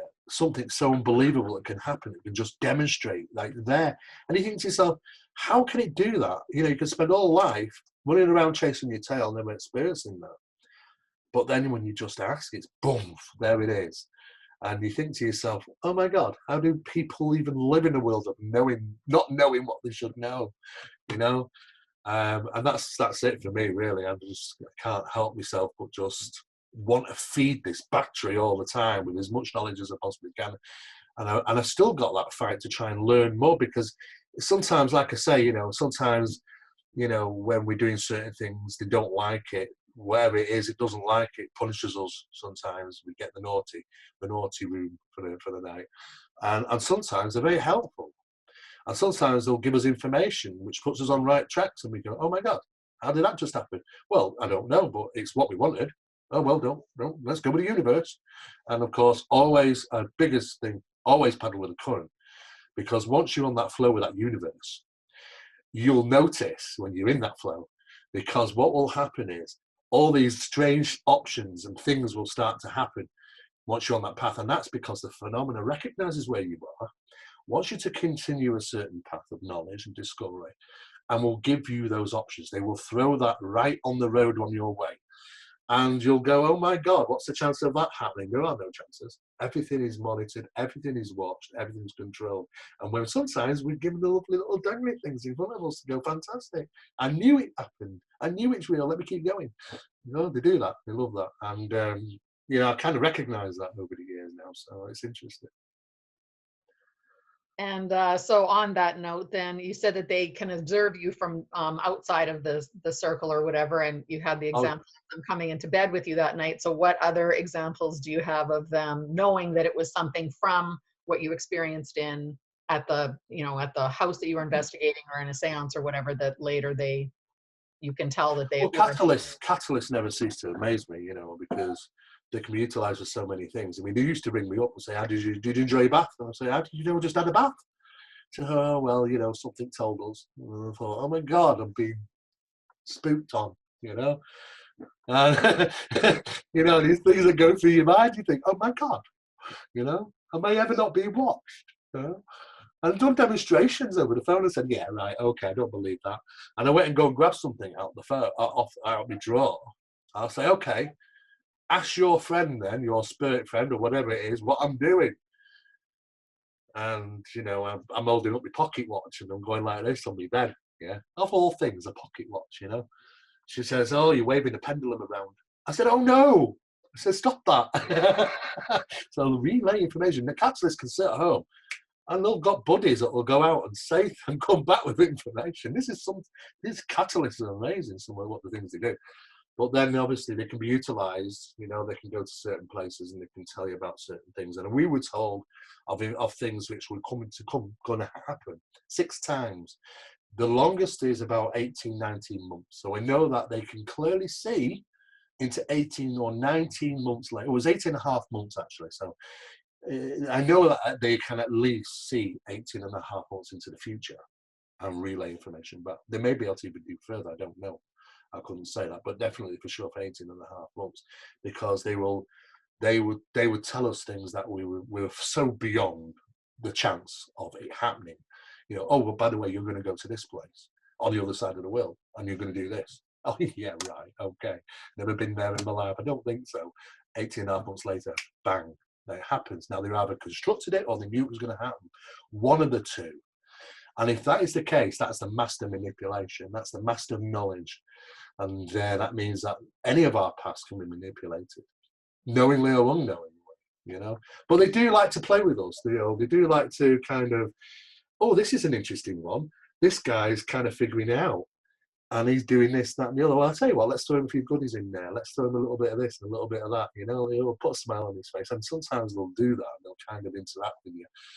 But it's just knowing that they can do that. But yeah, few future incidents, 6 times that happened, proven it so, and no shadow of my doubt that they know or can control that mechanism. And if that's the case, then we have to say, where is the random in this universe? Does it even exist? Or is it all pre-programmed? For your own free will. Is there free will? Exactly. I don't know, because we might go against the opinion what we were going to do 5 minutes ago means that something might have manipulated us to do so. That's the biggest problem we have. We don't know if we have free will. If we are playing the game, then at least we can bend it. Because that's what's fascinating about this world, is that it isn't rigid, it's not black and white. You know, we can bend the rules. We can't break them, but we can bend them. And it means that sometimes we can affect the environment we even around us simply by the power of belief.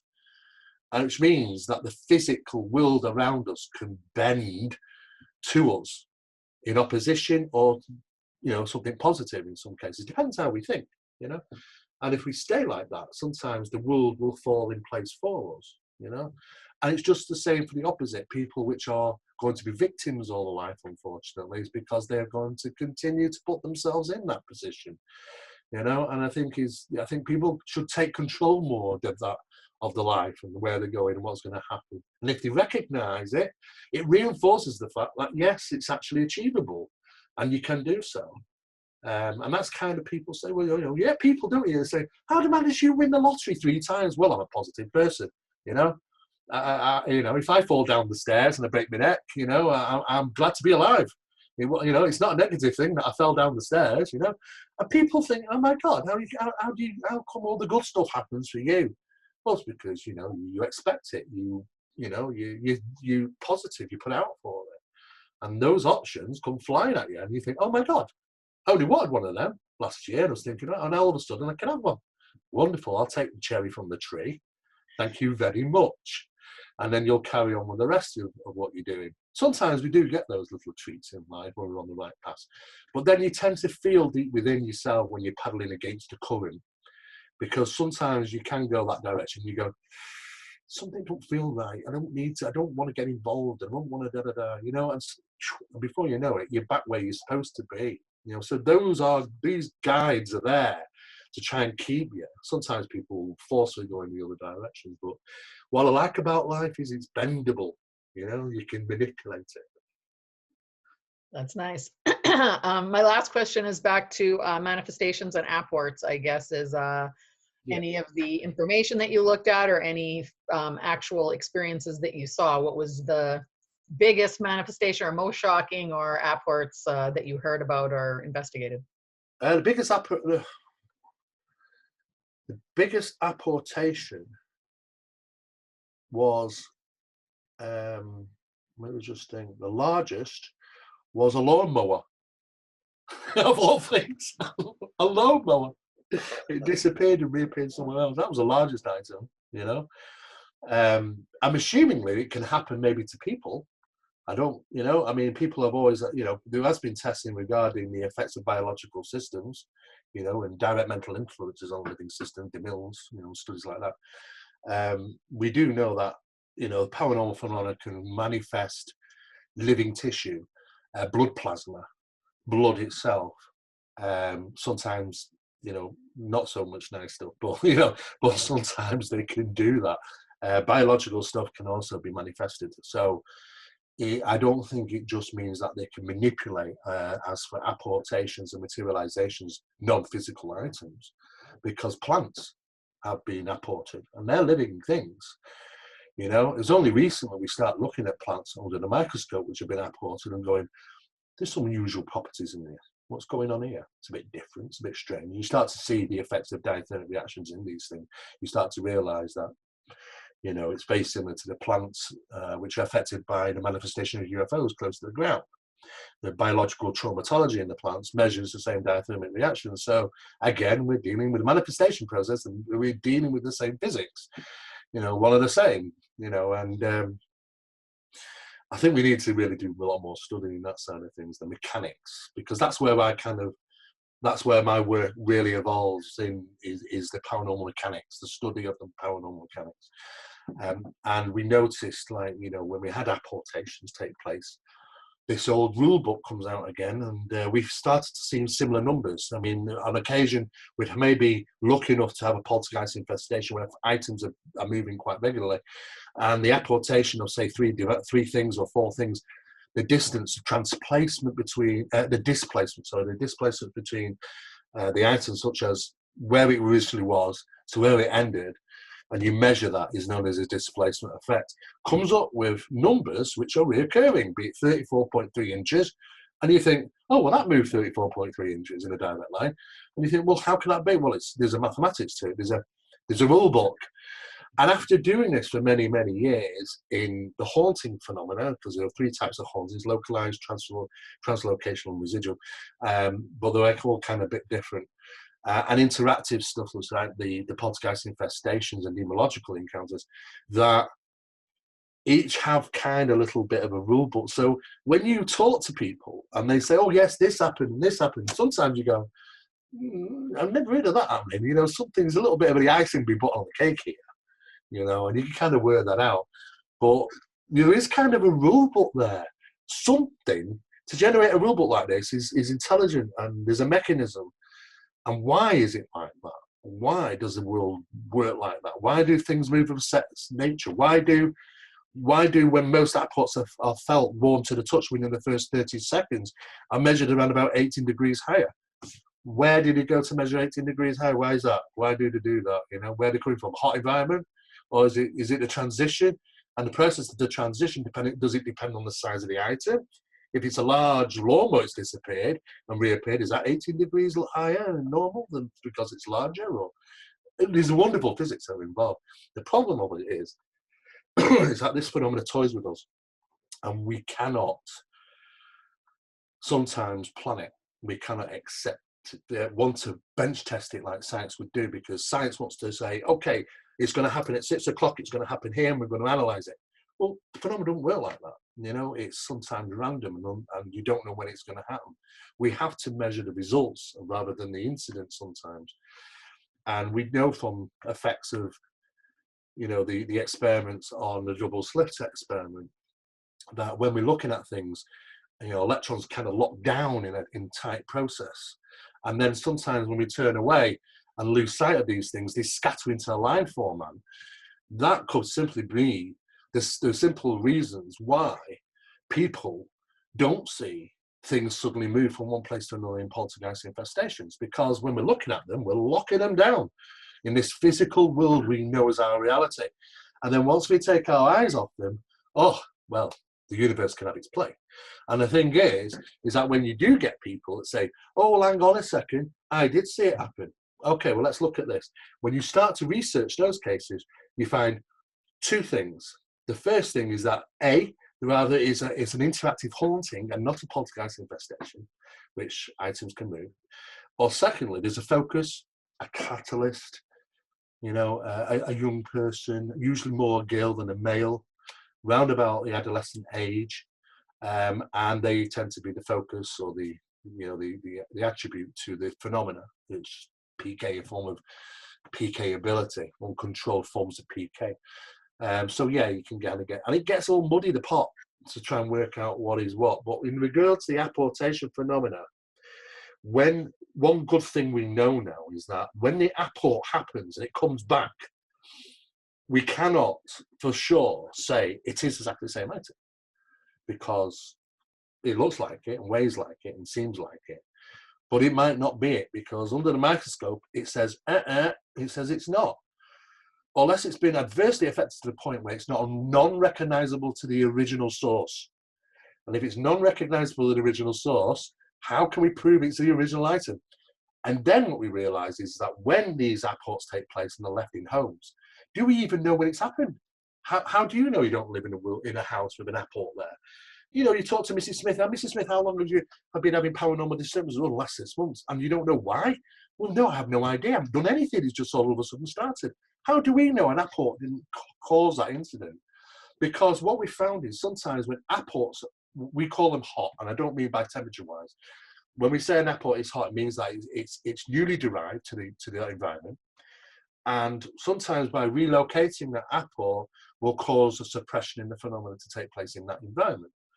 So how do we know that apport is not causing, it comes from another reality, and it causes that quantum bridging, which allows phenomena to source itself back and forth to that location.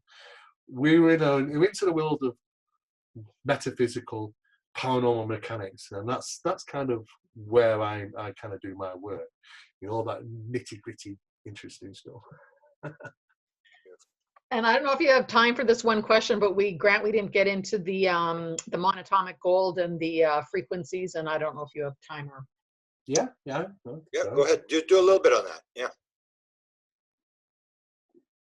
Monatomic gold. Okay, it's has had plenty of names.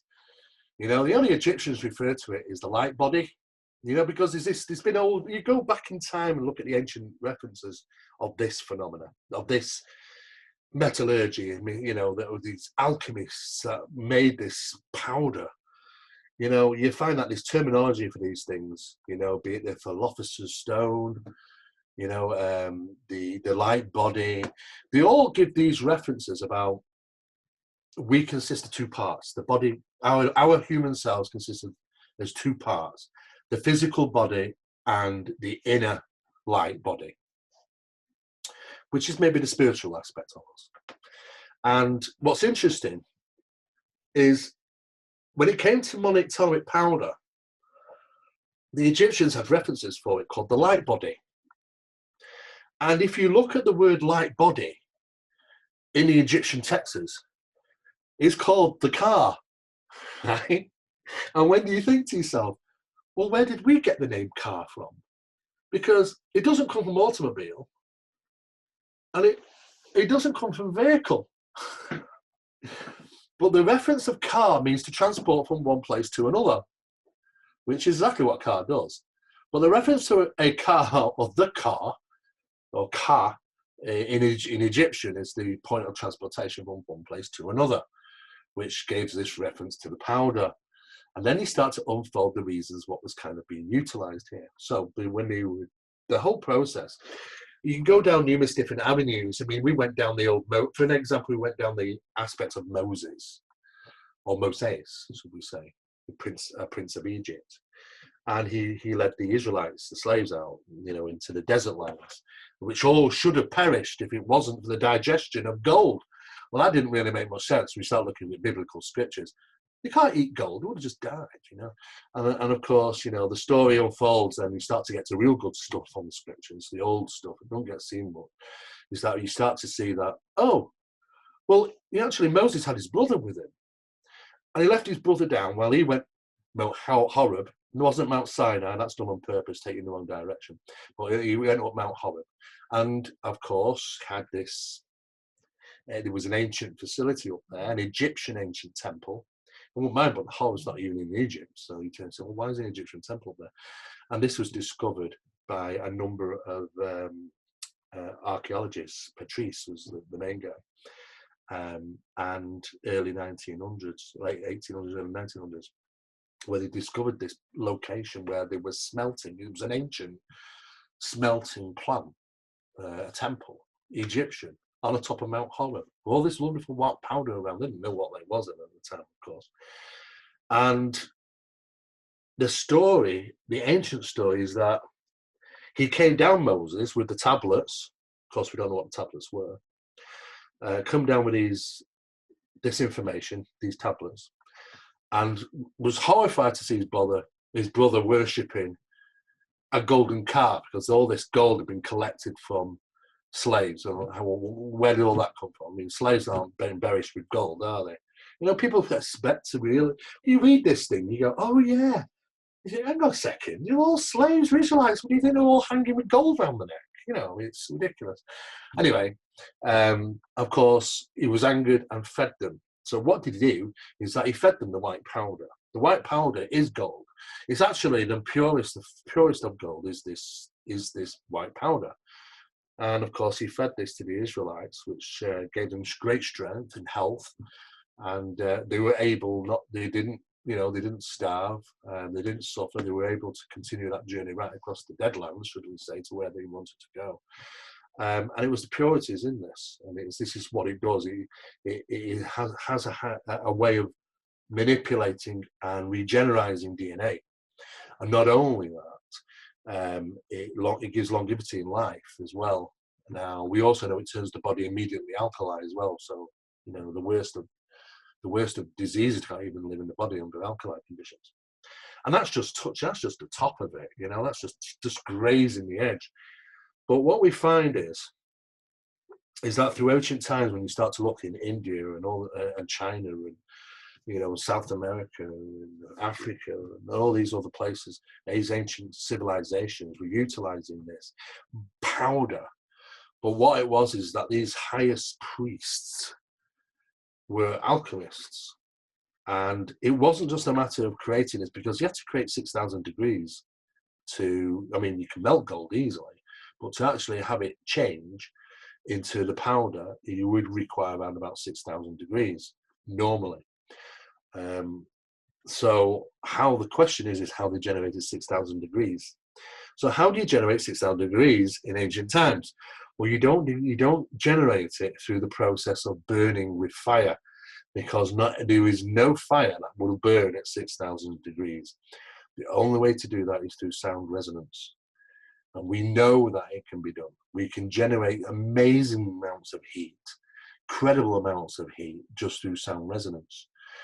So there was a hidden knowledge in regarding sound resonance. We know that because they built sound resonant chambers and and the many things which are resonated to sound. So they had that knowledge already, and they utilized it to break apart this other knowledge. And I don't know how far this goes back, but it might go back to times from when that information was passed to them from the sky gods or whatever deities, whatever they were, because I don't even know how they would have got to even start that process. And why we would worship gold so much. Well, it's all these ancient sites worship gold so much because of what it represents. And it represents the highest of people being able to communicate with the gods and obtain information from the world of their reality and come back with that and utilize it in their favor in some cases. We find that experiments in Switzerland when digesting monatomic gold. Now, this is just your normal monatomic gold. This is stuff that's just reached 6,000 degrees and gone boom, big blinding flash of light. And all of a sudden, you've got this white powder, sometimes more white powder than there was gold, funny enough, weighs more, a bit strange. Sometimes it can weigh excessively more than it should do. And under the right light frequencies, it will even go the opposite direction and become a superconductor and weigh next to nothing. In fact, even the bowl it's in sometimes can weigh next to nothing, making it pliable to large stone blocks and stuff, which allows them to be moved easily. Because we go to the question of the Ark. Where was the Ark manufactured? Well, the Ark of the Covenant, and this is the short answer, the Ark of the Covenant, was manufactured. It was Moses. He said God give him the directions. He said, "Oh yeah, let's build it this length, this wide, and let's use these materials." Okay, so you can kind of work out if we do that nowadays, what this thing would have weighed. This thing would have weighed over 4,500 pounds. Right, this thing would not have been carried by 4 people. And all the drawings and references to this all show 4 people. It's passed on from biblical days, where they carried it into battle, that inside, whatever they had inside this ark, it only needed 4 people to carry, and there's no way. Unless there was something in the ark. Now, let's have a look what was in the ark. Oh, yeah, it was the remnants of the tablets. It was the dust. It was the powder of the tablets which was in the ark. The ark was taken into battle. Why was it taken into battle? Because whatever was in the ark was probably consumed by the soldiers themselves. It would give them great strength, longevity, good health, keep them strong. Best thing for an army, wouldn't it? Really, it's the Marmite of all armies, So basically, we have to question, well, how can 4 people carry the ark? Well, maybe it was a lot lighter than what we thought it was. And the reason being is that maybe that whatever it was carrying was a superconductor, and whatever it's applicable to makes it lighter. We know that from Switzerland and other places which are taking place, in Germany as well, that when they burn and smelt the gold and it turns into the dust, the stone bowls, which are very heavy, and there are only certain things that can withstand that temperature, are weighing next to nothing. And sometimes nothing at all. And you think, how can a bowl, well, it's what it has been applied to. So the only question then, it gets into the ancient side of things, is how huge boulders and things, how did they build the pyramids, how did they move those big rocks? They didn't move them. Not only did they cut them to perfection, but they did move them. How did they move them so easily? Because it would have took a long time. you know. And after all, when you read about the Egyptian pyramids, they were all covered in white at one time. Of course, it would have all washed away at some point. But then you start to look at the science side of it, the chemical side of it. And we see that the process of working with monatomic powder under certain conditions varies drastically in the physical world. We see that by applying a terahertz frequency, the same frequency of sunlight. Now, this is how monatomic powder was kind of discovered in its rawest form in America, because under certain conditions, it would not explode, but implode under the sunlight. It'd take it into the sunlight, it'd implode. You only realised it imploded by putting a pencil there and realising the pencil had moved. So it was an implode as opposed to an explode taking place. And then they start to realise that when you apply this terahertz frequency light to it, is that it's because a percentage of it is somehow disappearing to another reality temporarily until the light source has come back and it kind of returns. And what was interesting is that they could kind of feel some type of force there, even though that they couldn't physically see it, or, you know, but by running a pencil through this location, you could feel some type of very slight restriction. So something's going on in that area of where this is happening. 43% of it seemingly disappears and then returns when you go back to normal light transistor. So then we have to say, let's look at the facts. What were all these people doing with this monatomic gold? Why was it massive in ancient days to go and dig this stuff up? Why did everybody seek it? What was so special about it? There were plenty of other precious things on Earth, you know. Gold seemed to be the key. And what happened was that they were collecting the gold. It was going to certain people, alchemists, which would secretly create monatomic powder. However, the basic form of monatomic powder is created in that manner. If you really want it to work properly, then you have to activate it. And that can be activated through frequency, and it can be activated by metallurgical activation. There's two different ways. And it was the high priest that had that knowledge about how to activate the monatomic. You can go on eBay. Oh, I've had that monatomic stuff. It don't do nothing for me. You know, I had a spark of an information one day. That was about it. No good. I spent 80 quid on this little bottle. Seriously. I mean, come on. I mean, when you look at it, actually what's in there, you know, it's nothing. It's just mostly white powder, really. To be honest, it's got a little few elements in there. It has to be 24 karat gold as well.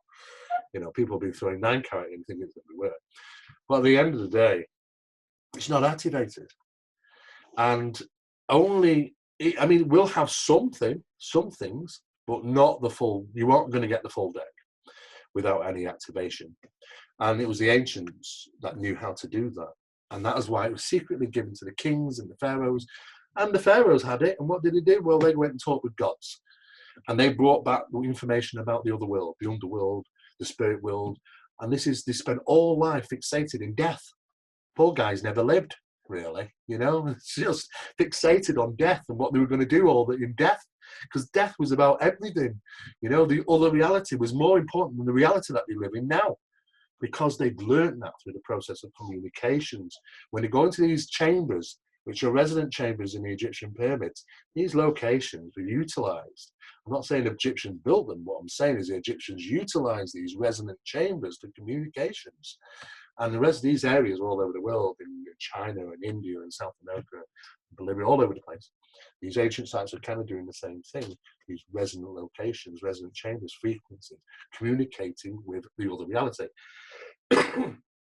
So whatever they were communicating with originally originated from that side, that reality.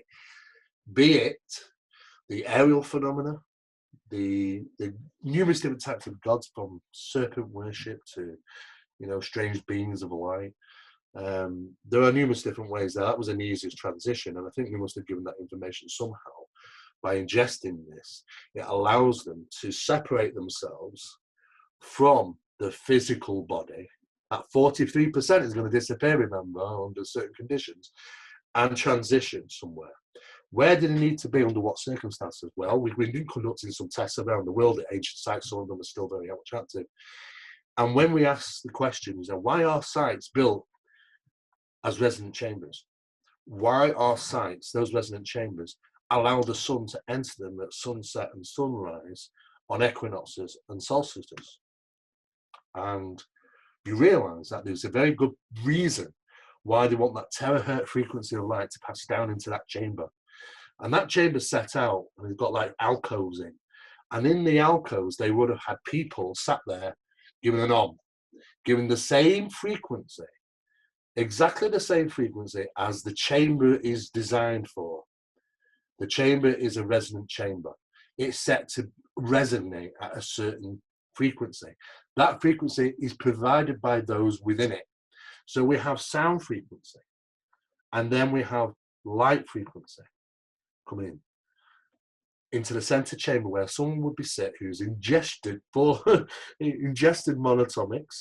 in the ancient days, and they're going to go ding.